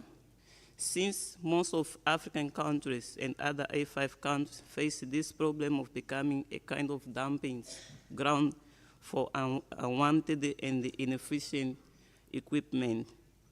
Thank you. We would really like to express the support and the constitution of a contact group soon as possible for this matter. Thank you.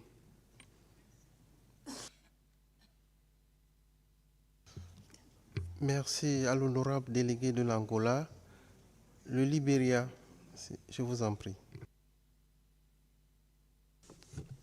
Thank you, Mr. Co-Chairman. And let me first begin by saying that Liberia is in full support of the submission made by Ghana. Having said that, let me warn this body that the issue of dumping should not be taken lightly. If we do not put ourselves together and find a solution to the problem of dumping in Africa, then of course, the gain that we have made in bringing about recovery to the ozone layer and our dream of having the ozone layer recover totally will go to waste.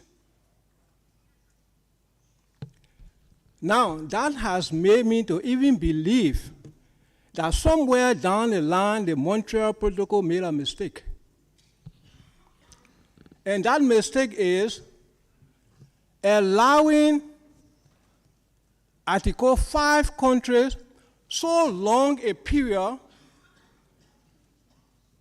to ensure that the consumption of refrigeration chemicals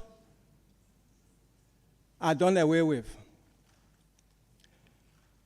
I also believe that period of time opened the market to the producer of these things that we are talking about. And so they are taking advantage of it. Now, let me say that for most of us, we believe that even CFC 12 is banned all over the world. But I can assure you that is not the case. CFC are still being used around the world. And I have proof for that. Indirectly, they are being used. That's why I say by giving Article 5 country a long period open market for the producer and those that have stockpile of these things. If you go to my country now, Liberia, I will show you that CFC 12 is in full use. And the reason is simple. Sometimes ago, we spotted some very small can. And if you carry on inspection of those cans, you'll see that there's nowhere stated on the can where they are made. There's nowhere on those cans that the chemicals are made. But you see on the can, it is written 134A. Upon inspection, upon testing of the gas in the container, we found out that they were pure 100% CFC 12. Now, we also have come to understand that these particular gas come through our border from Guinea. And Guinea, like Liberia, does not produce a refrigeration chemical. So they must be coming from somewhere else to enter Guinea. So that calls for investigation. Or else, we sit there and believe that something is happening when nothing is happening. It should not be a problem of Africa. We are talking about environmental issues. And if anything goes wrong with the environment in Africa, you can be sure that it will happen to Europe, it will happen to America and elsewhere. So let us not politicize the issue of dumping in Africa. It is not only a problem of Africa, it will come back to you in Europe and elsewhere. Let us be very careful and see how best we can address the issue of dumping in Africa. Let's not leave it on Africa. Africa doesn't produce all of these things. It is produced by the European, by the American, and elsewhere. But they are sent here because you say we are poor. Let us take the issue of dumping very seriously, or it will haunt all of us. Thank you, Mr. Co-Chairman. Merci à l'honorable délégué du Libéria. Permettez au secrétariat de se consulter pour suite à donner. Merci.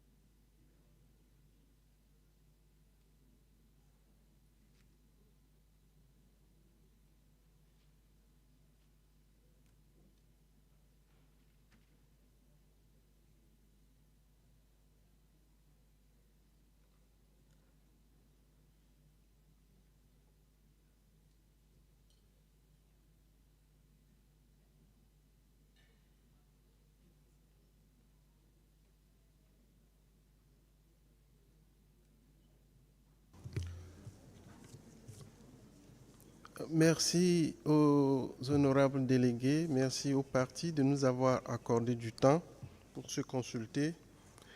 Faisant suite aux interventions, nous voudrons dire que nous ne sommes pas en train d'évacuer les préoccupations du groupe Afrique. Ce n'est pas pour question de pressions diverses que nous ne sommes pas en mesure de mettre en place un groupe de contact actuellement. Mais c'est parce qu'il n'y a pas un CRP, un document de base de travail. Donc c'est pour cela que nous avions suggéré que les discussions informelles puissent continuer et au mieux, on peut mettre en place un groupe de travail informel pour que ça soit mieux cadré,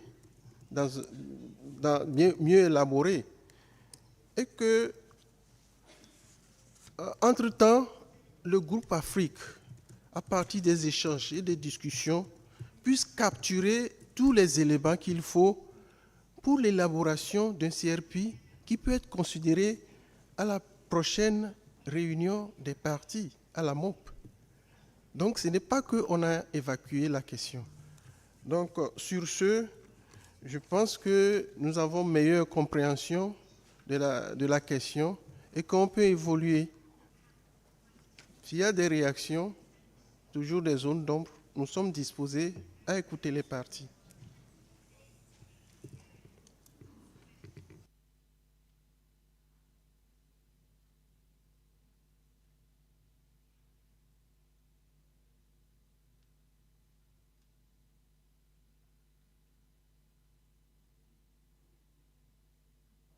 L'Afrique du Sud voudrait toujours réagir.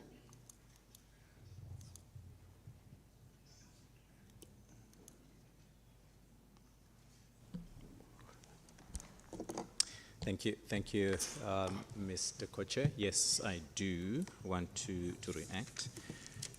Firstly, I want to align ourselves with the statements that have been made by our colleagues from Ghana and many others from the African region with regards to a need for a contact group to be able to look into this matter.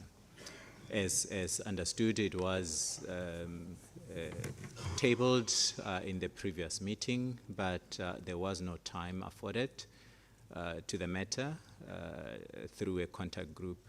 And what we hear you proposing, Mr. Koche, is that informal discussions should happen, and maybe for the Africa region to look into developing a CRP and tabling it at the meeting of the parties. What we would want to propose as a way forward, Mr. Co-Chair, is that you afford us more time and we can be able to develop a CRP and submit it still for consideration at this meeting. Thank you.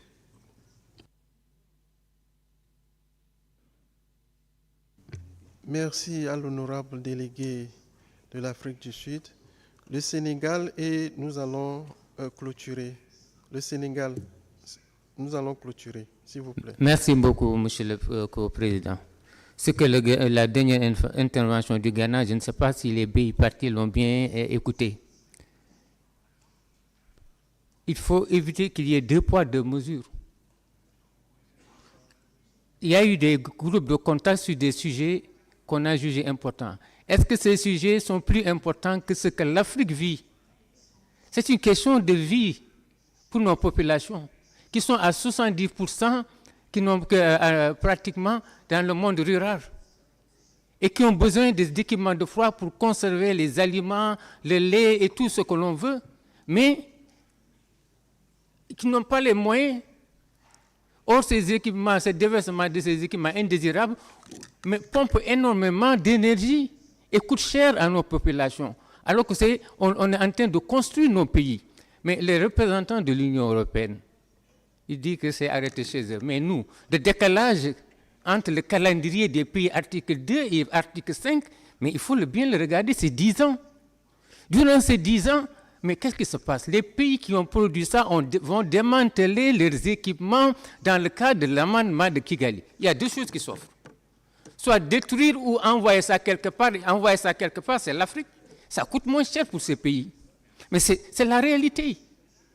Pourquoi aller attendre? Parce que ce qu'il a dit, là, c'est la réalité. L'année dernière, on était là, on nous dit attendez la 45e, maintenant on nous dit attendez la MOP, ensuite on va nous dire la 46e, attendez la MOP, mais il faut qu'on arrête. En quoi les autres groupes de contact, les sujets débattus sont plus importants que ce que l'Afrique est en train de vivre, et pour nous et pour les générations qui vont venir? Nous avons l'obligation de protéger nos populations, c'est pour ça qu'on est là. C'est pour ça qu'on est là. Et au-delà de cela, c'est l'environnement globalement. Je vous remercie. Merci beaucoup à l'honorable délégué du Sénégal. Donc, ceci dit, un groupe de contact informel est mis en place. Les informations relatives au lieu de réunion et aux heures, aux dates, vous allez les voir, ces informations seront postées sur les écrans. Donc les autres détails vous seront communiqués. Donc, le secrétariat va travailler par rapport à cela pour vous donner toutes les informations y afférentes. Toutes les informations y afférentes vous seront apportées. Donc sur ce, nous clôturons cet agenda de l'ordre du jour. Merci.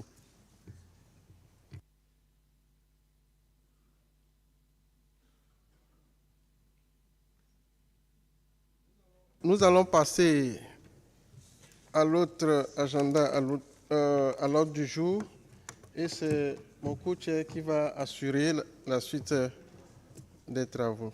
Merci. Raph, vous avez la parole. Thank you.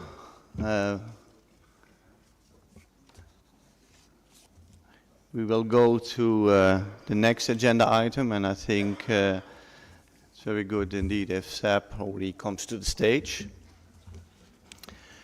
And I think it's good to be on agenda item 7. We're looking on the identification of gaps in atmospheric monitoring. There were a couple of meetings ago at the 33rd meeting of the parties, there was a decision adopted on enhancing the atmospheric monitoring. And in that decision, the Ozone Secretariat was requested to provide information on the issue. And it was requested to do that at this meeting, in consultation with relevant experts of SAP, TEEP, ozone research managers. The Secretariat's final report for this meeting is set out in Addendum 2 to the note by the Secretariat. And the report also includes updated information on the implementation of the EU-funded pilot project. But I would like to make a challenge with you. Yesterday I heard that Max Cook, he was becoming a little bit old, and he burned all the food. And she is now looking for another cook. It could be a 3-star Michelin cook. And if we can finish this agenda item 7 at this meeting, you're all invited to have a dinner made by this 3-star Michelin cook. If she can find it, of course. But now I would like to give the floor to Paul Newman and the Ozone Secretariat on, to make their presentations. Thank you, Mr. Co-Chair. This presentation concerns the response of the Secretariat to Decision 33/4 on enhancing the global and regional atmospheric monitoring of substances controlled by the Montreal Protocol.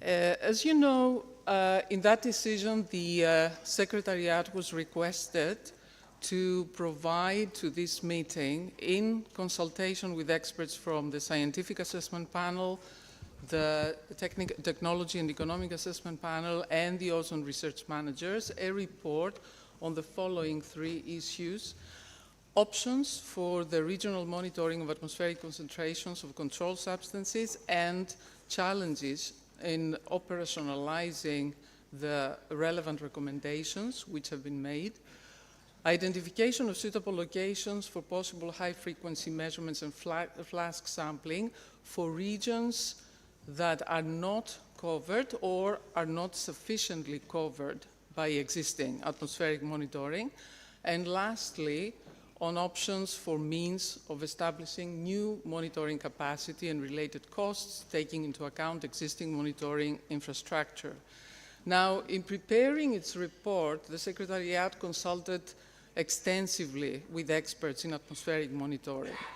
And given the advice we have received from those experts, the substantive part of this presentation will be delivered by Dr. Paul Newman, co-chair of the Scientific Assessment Panel, on behalf of those experts. So here you can see on this slide an outline of the presentation. Some background information will be provided first, followed by a response to the provisions of Decision 33/4. We will then provide an update on the implementation of the pilot project funded by the European Union. As you know, this project was developed in 2021 on the basis of a white paper which was prepared by experts in atmospheric monitoring of controlled substances and was presented to the 2 sessions of the 11th meeting of the ORM, which took place in 2020 and 2021. A way forward will be suggested, followed by concluding remarks summarizing the key messages drawn so far on this issue. I would like to mention here that the Ozone Secretariat wishes to express its sincere appreciation to all the experts who have been contributing to this work so far. The steering committee overseeing the implementation of the EU pilot project and the institutions involved, and of course the European Union for funding this important project, which has been actually instrumental in assessing the feasibility of the concept that was suggested in the experts' white paper. And with this, I would like to give the floor to Dr. Paul Newman to carry on with the presentation. Paul, the floor is yours. Thank you, Sophia. Can you advance the slide one? First, I'm kind of hustled through this because I want to meet this 3-star cook. So let me start off by talking a little bit of the approaches for actually estimating emissions. If you were at the HFC 23 site event, Steve Monska gave Dr. Steve Monska from NOAA gave a terrific little explanation of that, and I'm simply going to talk in parallel with that and illustrate how emissions are actually done. So there are two basic approaches that we fundamentally use. The global approach, it uses station averages to actually calculate global emissions, particularly for long-lived species. And then there's the second thing, the regional approach. The map that's on the right side of the slide shows the blue areas show where stations can regionally monitor. Now, one thing to note is that if you take all those blue areas and you sum them all up, a lot of times they do not equal the global amount, and that's because there are regions that are not actually measured. So we don't have enough sampling around the world. So again, moving along on this global approach, there's really two ways that we can determine atmospheric levels. First of all, I tend to think of it as like a bank account, where the amount in the bank that you have, the amount of money in the bank is equivalent to the amount of a particular gas in the atmosphere. And the way to increase your bank account is put money in it, go and deposit money, and that's equivalent to emissions of compounds. Now, the atmosphere, you photolyze these chemicals or you oxidize them in the atmosphere. That's like the government coming in and taking out a certain amount every year from that bank account. So if you were never depositing money in your bank account, the government comes in and they take away a little bit every year, maybe 1%, and the bank account decreases. So same thing with the atmosphere. If you're not putting anything in, then photolysis or oxidation slowly removes that chemical and the levels of the chemical fall in the atmosphere. It's a pretty simple equation, which I've written down here, that the change in what I call chi here, the change of a level is equal to the emissions minus the loss. Or you can estimate the emissions by using the atmospheric levels plus the loss. So we can very simply calculate emissions in this global way. So the loss critically depends on the lifetimes. This is why lifetimes are so important in calculating emissions. Now, I'm going to use an example, CFC12. It has a 102-year lifetime. So over 306 years, if you put some CFC12 in the atmosphere right now, in 306 years, it'll drop to 5% of the amount I put into the atmosphere right now. And I do have a can of CFC12 at work that I use as a little prop when I give talks. Don't make me release that gas. Okay, so it's highly dependent to calculate these emissions. Like I said, the amount in the atmosphere is very critical to this. So you have to have really high quality, accurate and precise observations. That's the key. And then the lifetime is also key to this. So I'm going to use CFC12, like I said, and on the top right, here are atmospheric levels of CFC12, and on the bottom right are the emissions estimated from those levels. And as you can see, up to 1988, the levels of CFC12 were going up. We all knew that. Fortunately, there was a thing called the Montreal Protocol that came along in 1987. I want you to notice two things. One thing here, though, if you look at the lines on the top panel there, you see the green line, which represents northern hemisphere levels of CFC12. They're greater than the purple line, which is the southern hemisphere levels of CFC12. And that's because it takes a little more than a year. If you release something here in the northern hemisphere, it takes a little more than a year to mix down into the southern hemisphere.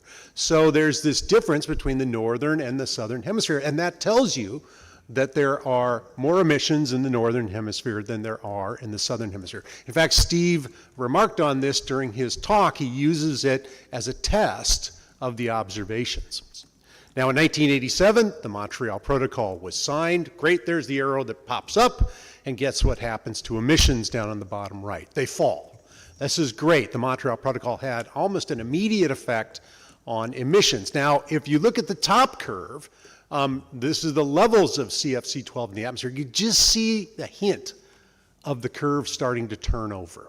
So emissions went down, that atmospheric levels were starting to slow down their increase. Now, the Copenhagen Amendment came down, and that actually really controlled emissions. And in fact, now with the Copenhagen Amendment, you can see CFC12 emissions were continuing to go down, and now CFC12 levels in the atmosphere really began to flatten out. And it was in the late 90s, early 2000s that the level of CFC12 topped out. And it's because of the Montreal Protocol and its amendments. Great news here. Well, what about to present? Well, if you look now, you can see CFC12 is going down. And in fact, it's going down by about 1% per year, which we know from the 100-year lifetime, it should fall every year about 1%. You can see the emissions have also gone down. There's little bumps and wiggles on that line, but in general, things have been going down. Now, one other thing to note is if you look at the line, remember I remarked about the green line being a little bit higher than the purple line. Well, towards the end, you can see that those two lines have converged now. They overlap. And that's because their emissions have fallen, so you don't have emissions in the northern hemisphere, so you're mixed across the planet, and levels in the northern hemisphere are about equal to levels in the southern hemisphere. So that's, again, good news, confirming what we're looking at from these observations. Okay, so what about regional emissions? I'm going to touch base on this. Now, this is a graph on the right. This is 4 stations. This is a figure that was provided to me by Steve Monska, and this shows levels of HFC 134A, sorry, in the United States from 4 different stations. And on the left is a map of the United States West Coast. And first of all, I'm going to tell you that the predominant winds on the West Coast come in from the west, so west to east. So you're bringing in air from the Pacific Ocean. And so this is air that hasn't really been exposed to emissions for quite a while. And in fact, if you look at the Trinidad Head, I put the big star there, you can see that there's not a lot of variation. This is pretty fresh air coming in from the Pacific Ocean. It hasn't had a lot of emissions. Now, there are 3 other stations here. There is Walnut Grove in yellow, there's Suto Tower in gray, and there's Mount Wilson there in orange. And you can see all these spikes there. So Trinidad Head is on the coast. It's getting pretty well-mixed air coming in. That's the blue line. But these enhancements that we see in these 3 stations have information about emissions there in populated California. So we can use these enhancements combined with the wind direction, where it's coming from along the coast, to estimate emissions. So very simply, that's how we do regional emissions. We use the winds, and we use the enhancements that we see from that blue curve. It's It sounds in principle, it sounds simple. In fact, in practice, it's quite complicated. And you've seen how emissions are regionally estimated from Gosan Station. It is actually a pretty good mathematical process, but it's pretty simple to understand in general. Okay, so now we have three things. First of all, I want to say that we do make measurements of CFCs and other ODSs from space. But it doesn't get well down to the surface, so it's not really possible to measure from space. We can use aircraft. Aircraft actually can do great measurements, but we can do measurements of ODSs and other Montreal gases from aircraft. But it's expensive and it's intermittent. It's tough to get airplanes to certain spots. It's expensive. Planes cost a lot of money. So we can do that. But so we're really using station measurements to estimate emissions. On the far left, you see what you get when you're measuring in an urban center. You can see that nice blue line. That would be like Trinidad Head. But if you're measuring in an urban center, you get these very high values. In the middle there is how we do regional emissions. I've used the United States as the example here, but we could do this anywhere in the world. You just have to have a station that's downstream that can measure these enhancements. And then there's the global measurements, for example, Trinidad Head, where we have a nice continuous increase. Now, here are the current, this is the stations as of 2020 to 2021. In the orangey color, I have, these are the A gauge stations, and then in blue, there's blue diamonds, there's blue circles, and there's blue filled circles. Those are the NOAA series of observations. And if you have questions about NOAA observations, Steve Monska is the true expert. He's here. You can ask him about that. So that's the current state of our global network for measuring Montreal gases. So just the actions that have occurred in the last 5 years. You can see Steve Monska's paper on CFC-11. I have CFC-11 missions on the top right there. Well, Steve's paper appeared in 2018. And there was a whole series of things that happened over the course of this time period.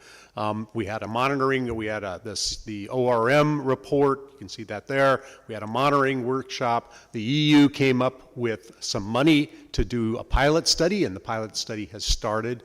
And in fact, we're starting to make some measurements, and I'm going to show those in a moment.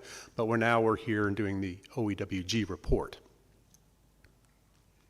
So what about regional monitoring? What do you need? Well, you need a good location. You need to do a modeling study where an observing system simulation experiment. So you actually used your meteorological information and models to kind of figure out what's the pattern that we're actually sampling at a station. And then, of course, we have to know, we want to be located where emissions are actually occurring. We need expertise. These require scientists. It's not simply hiring a guy off the street to do it. You need real scientific expertise, sophisticated analytical instruments. You need a tower, like you see in the middle. You want to get up a little bit above the surface. And you need, this is highly sophisticated instruments. You need air-conditioned rooms for it. So options for regional monitoring, what does it take? Well, we have to measure very tiny amounts. And in fact, we've been hearing about parts per trillion. That is 1 part in 1,000 billion molecules. That's a difficult measurement to make. Anything can mess it up. So precision and accuracy, those really, as I've already talked about, those translate to emission amounts. Instrumentation and costs, lower initial costs if you have an established facility to bring your flasks to and analyze them. We can use those flasks to take a look. We can go to different parts of the world and do simple flask measurements to do some estimates about whether a spot is actually good for. Okay, I'm can hustle along here. Now I've already shown you a map like this that shows the shaded areas are where we can do regional monitoring right now. So there are various regions where we don't do modeling monitoring, and I put little question marks all over the globe to highlight areas where we really could use some new stations, and we can prioritize this. But the best part is that we need to have it within a couple thousand kilometers of the source regions. Just to show you some costs here, on the far left, we're talking about weekly sampling. This shows a case of 12 flasks. The hardware to use, actually do the measurements there, costs about $15,000 for a set of these flasks. You have to ship them and you have to analyze them. Like I said, you need experts to do this work with sophisticated instrumentation. That's about $25,000 to actually do the analysis. If you want to go to daily sampling, you don't need as many. You can reuse flasks and so forth, but shipping and analysis is going to scale up. On the right, we talk about the really high frequency, the Medusa measurements. One of those Medusa systems cost about $400,000. And of course, the operating costs, you need the personnel to run that, and you need a laboratory, or a place, a station that's fully equipped. So that's actually a bit expensive also. So now let me talk about the EU project, since I'm running out of time here. First of all, we identified some suitable locations where we could do flasks observations, because those were relatively inexpensive. We implemented the flask sampling measurement program in one country in particular, and we developed a collaboration plan. So we decided we were going to focus on the Northern Hemisphere, and we established a connection. So we actually did a number of studies. Dr. Jianzhang Sheng and Ron Prin from MIT and Cambridge did these studies, and we identified Bola Island in Bangladesh as a suitable site to do some observations. There's I have a little arrow drawn. This was done with Dr. Anita Gannison from the University of Bristol and Simon O'Doherty from the University of Bristol, in collaboration with Professor Abdus Salam of the University of Dhaka in Bangladesh, and we were making measurements at Bola Island. So on the left, there's the European Union flag, who actually provided the funding. On the right, the Bangladesh flag for the work of the University of Dhaka, and I'm sorry I didn't put the UK flag for the University of Bristol, but they get their logo there. Where we are right now, we've got 5 cases. We've done a number of samples. 36 samples are to arrive in Bristol at the end of June, so we've done 60 already. We've done the calibration and sampling. We're measuring approximately 40 gases. These are ODSs and HFCs. And I mentioned sulfur hexafluoride and carbon tetrafluoride also. There are about 4 or 5 chemicals that have slight problems. Again, I mentioned that it's 1 part in a trillion you have to measure. So these are hard measurements to make. And so now here are the data.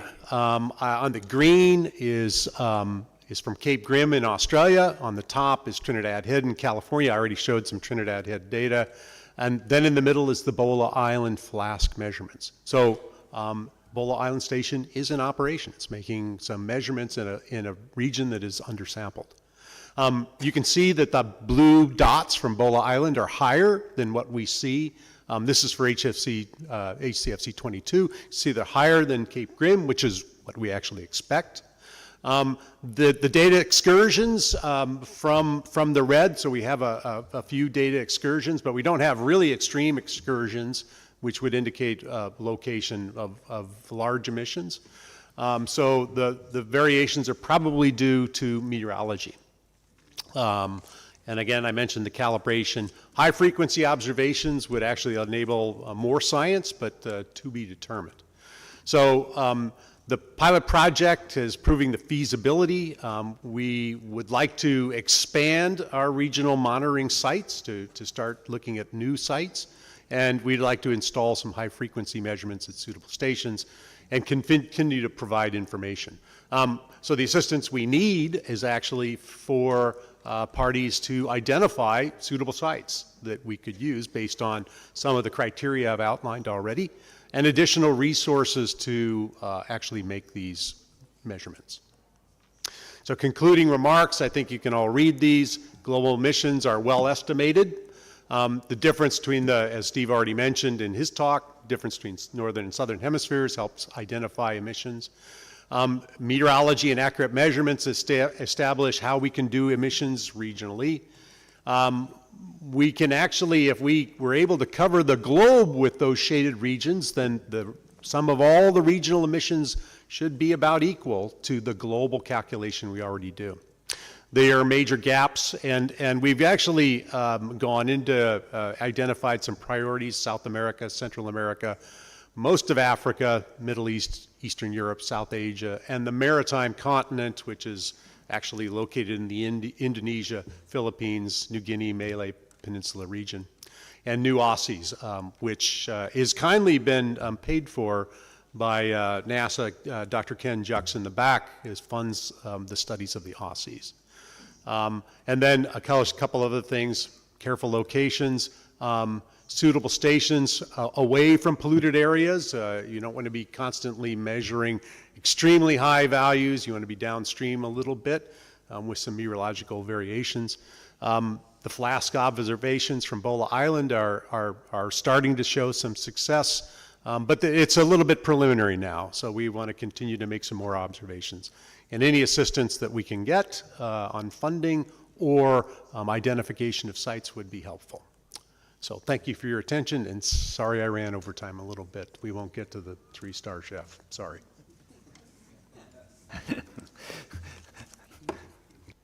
Thank you for this interesting presentation, Paul and Sophia. And indeed, it's very good to see how gradually the gaps get covered. Now I would like to open the floor for questions and also for remarks to be made. The floor is yours. I see Gambia on the list.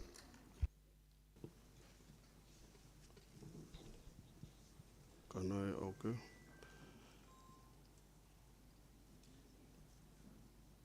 Thank you, Mr. Co-Chair. The Gambia is taking the floor for the first time, so I would want to thank the Kingdom of Thailand for hosting us and the Secretariat for organizing this very important meeting. Actually, I have a question for Paul, and that is about the monitoring system in Africa. From what I have seen projected, is like in Africa, they have only one monitoring station. I don't know how effective this monitoring system will be. If he can highlight on this, how effective is that station, whether it's even functioning. Thank you very much. Thank you, Gambia. Are there any other requests from the floor? Norway. Thank you, and thank you for a very interesting pedagogical presentation. Also, thanks to the Ozone Secretariat and the EU and the scientific experts for carrying out this pilot project. We have noted with great interest and appreciation the volumes of information supplied by the scientific panels.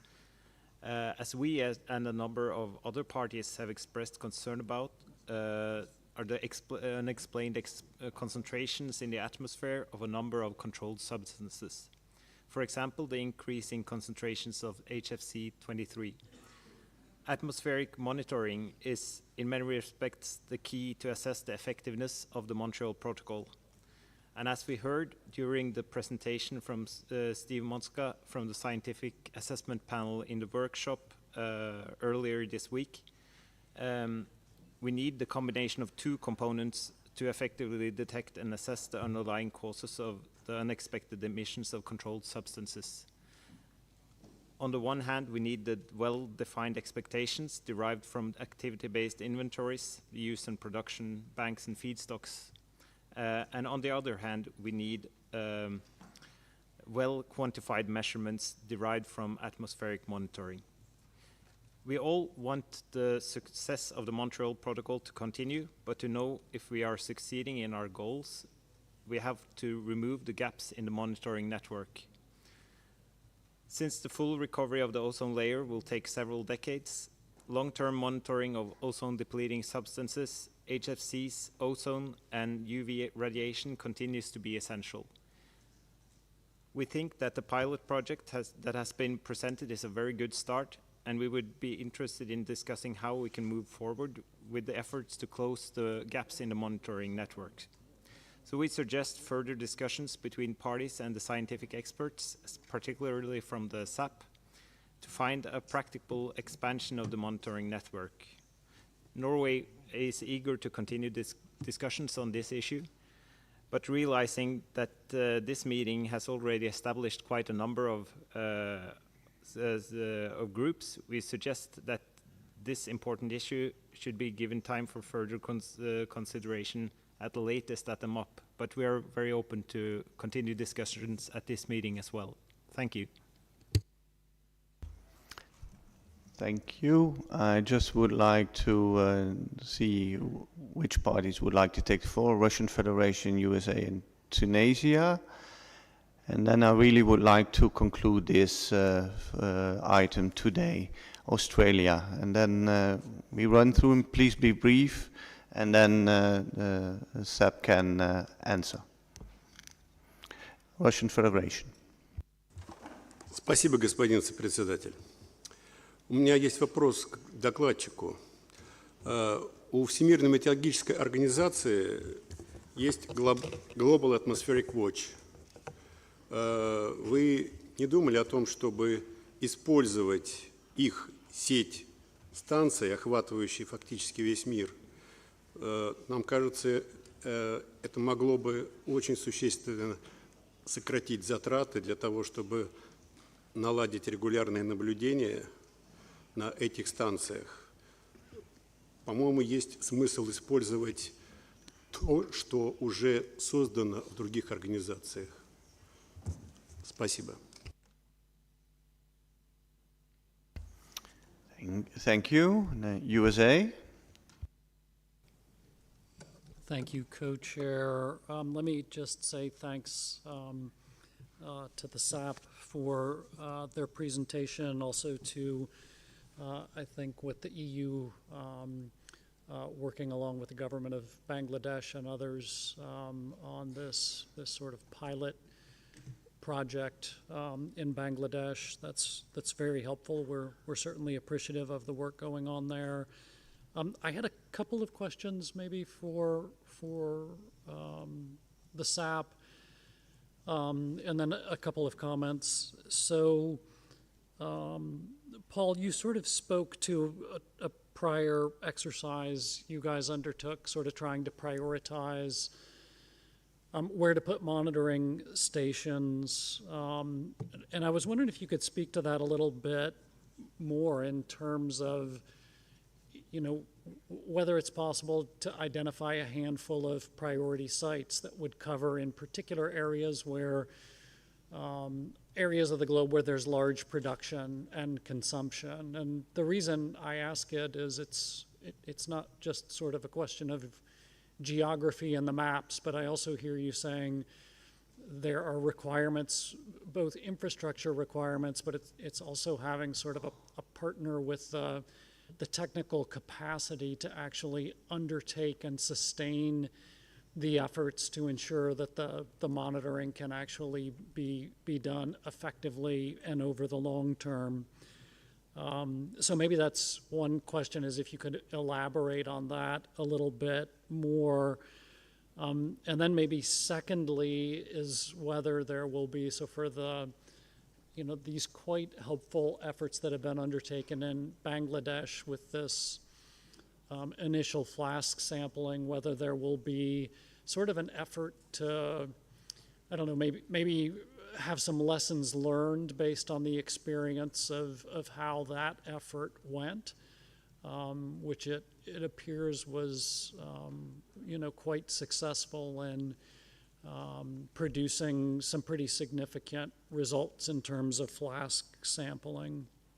So those would be our two questions for the SAP. Just in terms of some specific comments, I would say generally we're in, I think, close alignment with Norway just in terms of, listen, we've got some real gaps in atmospheric monitoring that are of concern, and I think we as a body really need to come to grips with how we can go about expanding the coverage of monitoring networks, and that's no easy thing to do.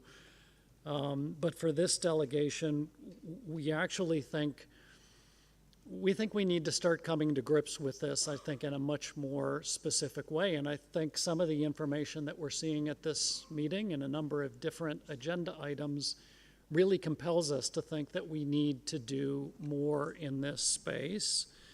I think a part of that relates to some of the questions I was asking about how do you prioritize, filling some of these gaps. Probably we have more gaps than we have resources and ability to try to fill those gaps, but that doesn't mean we can't do something, even if we can't perhaps do everything that we might like to.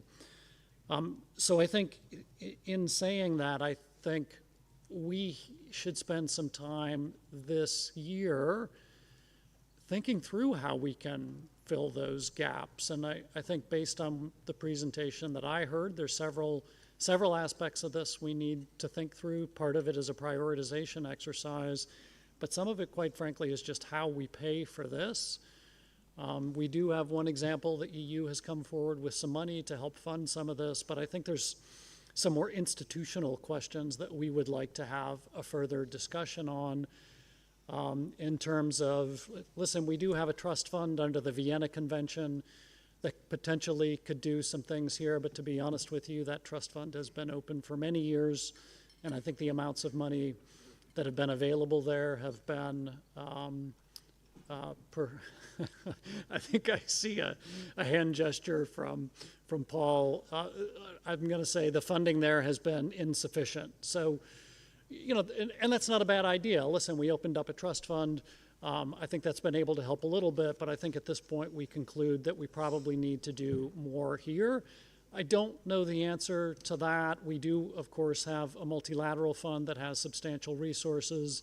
Not sure this isn't sort of the typical thing that the multilateral fund provides support for, but perhaps that's something we could think about as well. So I guess, Co-Chair, I'll leave it there other than to say I had a few questions there for the SAP. I think we would welcome a further discussion at this meeting. I don't think we need a contact group, but I do think an informal group with some specific assigned time would actually be helpful. Again, no contact group. I would like to leave this agenda item open. We do not have a draft CRP right now, but based on if there was a discussion in an informal group, I would want to leave open the possibility that we could come back with a draft CRP. So I don't think this needs a huge amount of time here, but I think if an hour or two could be provided for an informal discussion, that would actually be quite helpful. Thank you. Thank you. Tunisia. شكرا سيد رئيس المشارك، كما أتوجه بالشكر كذلك إلى السيد بول على العرض القيم الذي تقدم به. وسؤالي الموجه إليه يخص كيفية احتساب نسبة تخفيض في تركيز مادة CFC 12 في الجو التي تمثل تقريبا 1% في السنة، وهي نسبة تعتبر ضعيفة جدا باعتبار أن CFC 12 تم إزالته منذ أكثر من 10 سنوات على المستوى الدولي. والنقطة الثانية على مستوى التوزيع الجغرافي لمتابعة تركيز المواد المراقبة في بروتوكول مونريال، ما هو رأيكم في تركيز محطة لمتابعة الغازات هذه على مستوى الجو تكون في شمال افريقيا وبالتحديد في تونس، نظرا لموقعها الجغرافي الاستراتيجي من ناحيه تعزيز قدرات البروتوكول مونريال فيما يخص المتابعه لغازات المساندة لطبقة الأوزون. شكرا.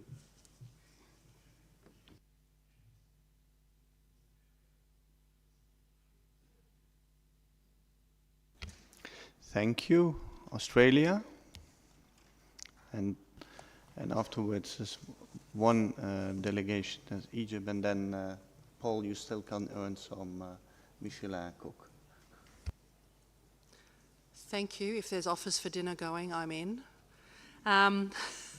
So thank you to the Secretariat and thank you to the SAP for this update report. We do appreciate the update. We actually find it very interesting and very important, I think, for the institution of the Montreal Protocol to explore these atmospheric monitoring issues. We do appreciate the funding that's been provided by the EU for this project as well. We thank the universities of Dhaka and Bristol for their participation in this project, and we think the experience in establishing and undertaking a new flask measurement program will be very valuable to other countries who would be looking to establish a similar program. The requirements set out in Addendum 2 for the issues of discussion are quite extensive. And will be quite challenging, I think. You know, the requirement for, for funding, countries willing to collaborate to carry out the measurements, availability of expertise in the locations close to potential sources of emissions, and the ability to freely exchange data in a timely manner are not insurmountable, but they will require significant commitments by governments and the scientific communities to address these criteria. We note the suggestion made to utilise existing infrastructure, and this issue has been floated in previous papers, including by the presenter. You know, that issue is definitely on the table. We would like to, I think, engage in some informal discussions as has been suggested. I guess we're not quite sure what the situation is in relation to getting further updates on this report and how on this project, and how this project will be finalised and finished, lessons learned, detailed information for other countries who wish to undertake FLASK programs. And so I think we're sort of looking ahead in terms of that sort of technical information that might be really useful for other countries, and it would be good to understand whether we need to have another decision to get those updates, or whether you will continue to provide those updates as a matter of course. But we are interested in having some further discussions on the way forward, including on the funding issues, as the delegate from the US has said. We just note his reference to the trust fund. I think there's a bit of a chicken and egg situation with the trust fund. No money's being provided, but then no projects, or projects that there's no money provided for projects that might be considered valuable by other parties. So I think we need to really think through how that trust fund might be able to be better organised in order to perhaps think about receiving more funding for valuable projects like these ones. So I'm sorry for taking a few extra minutes, Co-Chair. Thank you, Egypt, and then I'll go to Seth. Co-Chair, and thanks for Secretariat and for the CIAP, and many thanks for the presentation, Professor Paul. My intervention is in the same line with what we heard from distinguished delegate from USA and Australia. It's a matter of clarification. This valuable effort and very needed, how we fund it? Do we have criteria for funding your work or effort, or it is just random,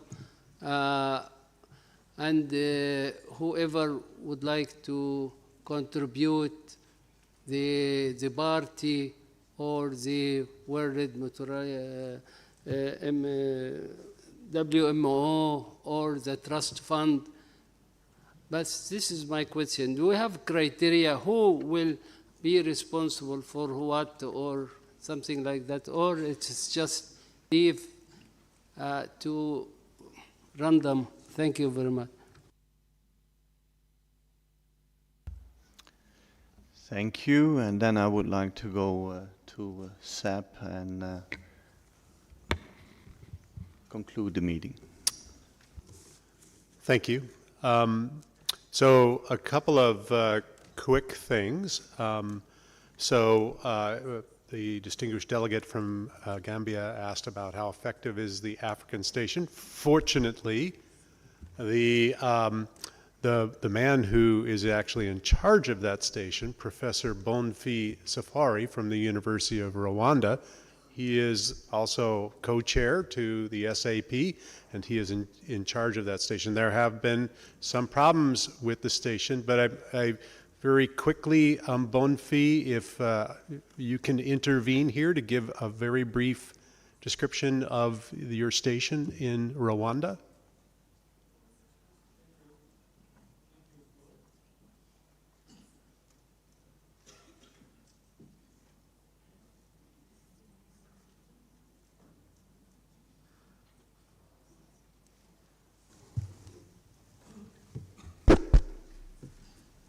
Yeah, so the station,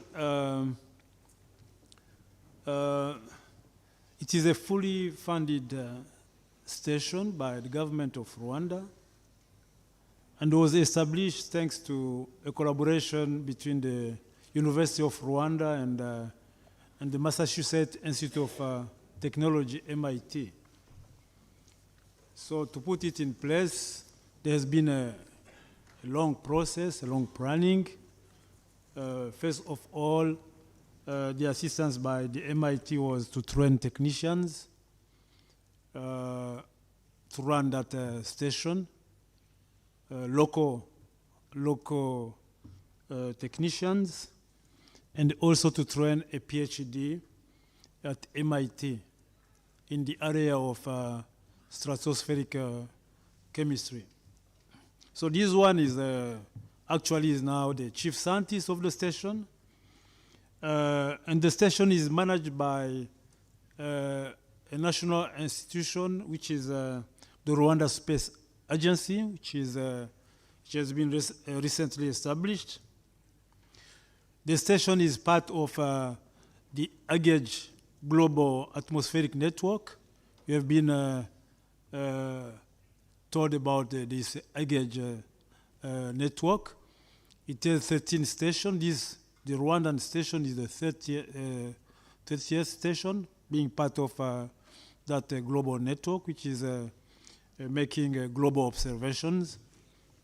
The station is located at a high elevated western area of the country at 3,000 meters elevation. Then it is equipped with very modern equipment. The most important equipment is a Medusa, which is capable to measure all greenhouse gases and high-frequency gases related to the Montreal Protocol. I think a number of it's quite a number of 50 species of gases. And when you use the inverse model, taking into account the global circulation, it can identify gases which are originated from very far from the African countries, even species coming from, originated from Brazil or India, using the inverse model, and of course, working together with the other stations. That is in brief how the station works. Of course, taking into consideration the dimension of Africa, we would not say that it is the only one to identify, to observe what is happening in the whole continent. Obviously, we need other stations to increase the network. But what is important is the commitment for each nation to put in place such station. Thank you very much. Thank you, Bonfi. I did note a question from the delegate from Norway. How can we move forward? And we, in the presentation, we included a few notes about ways that we think we can move forward.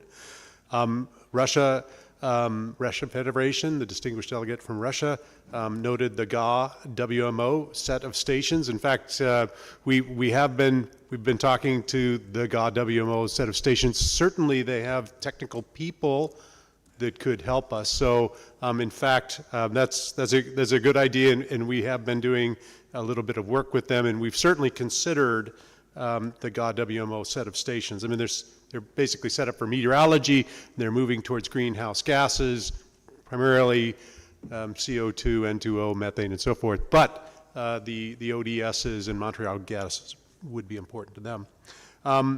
The USA speak to identifying a handful of sites. In fact, one of the reasons we chose Bola Station is because of its location, which is undersampled. And I put the one graph that had a series of question marks. As we noted, Eastern Europe, we could use better coverage there. Certainly North Africa would profit. South Africa would be another good spot. We also heard in the HFC 23 side event that was Dr. Stephen Monska talked about it, and we heard that there are 2 new China sites on the coast of China that I would be very enthusiastic to see the observations from that.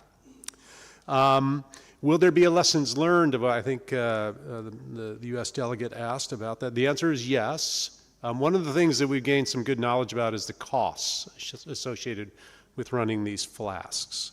So yes, we get, I believe it's monthly reports that we get from Dr. Gannison from the University of Bristol, and we're compiling that information. So yes, there will be a lessons learned. I think that also addresses the question from Australia. Tunisia, the delegate from Tunisia asked about how do we calculate the reductions in HFCs.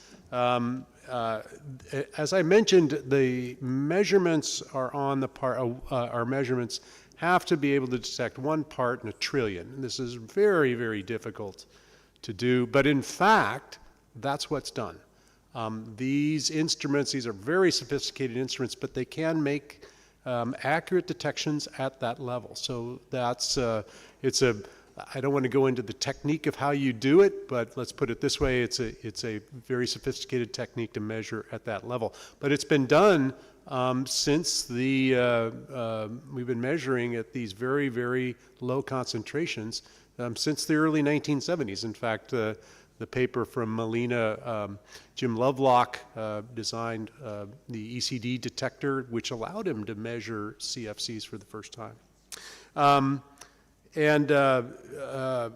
Egypt was asking about criteria for funding. The NOAA network is, of course, funded through NOAA monies. The A-Gauge network, I think I already mentioned that the MIT Aussie studies, the observing system studies, that's funded by Dr. Jux from NASA. But the various countries, for example, Gosan Station is funded at South Korea. There is no broad funding source for these networks. It is done country by country. So there isn't an overarching organization that provides funding, and it very much is organized, I think, at more of the scientific level than at the international level. That's the responsibilities are really borne by the individual countries. As Professor Bonfi Safari pointed out, it's Rwanda that funds that station there in collaboration with the Massachusetts Institute of Technology. I think I've covered a lot of these questions. Perhaps I can mention that just following up on the question, some of the questions that the distinguished delegate from Australia brought up. So this EU, first of all, the decision asked us to provide a progress report to the 44th open-ended working group meeting, and now is the report, presumably the final one. So, of course, it's up to the parties to decide whether you want us to provide further updates in a formal way through a decision. Now, this project is a 3-year project, the pilot project. It started in August 2021. And it's supposed to finish in the end, August, the end of July 2024. So you may wish to take this into account. Thank you. Then just to conclude this meeting, we are over time, so what I would like to suggest as a way forward, we have to, we had a consultation among each other. We think there could be indeed an informal group just to discuss this, but I really would like to say that we are really running out of time. And the amount of groups is going up and the time is going down. And at a certain moment there will be a clash between that. So we have to be careful and be very prudent with our time. So I also would like to ask everybody also when we convene tomorrow that we could proceed as quickly as possible, because then there is more time for contact groups. But that's the how we see it. And I would like to thank the interpreters for staying a little bit longer. Thank you.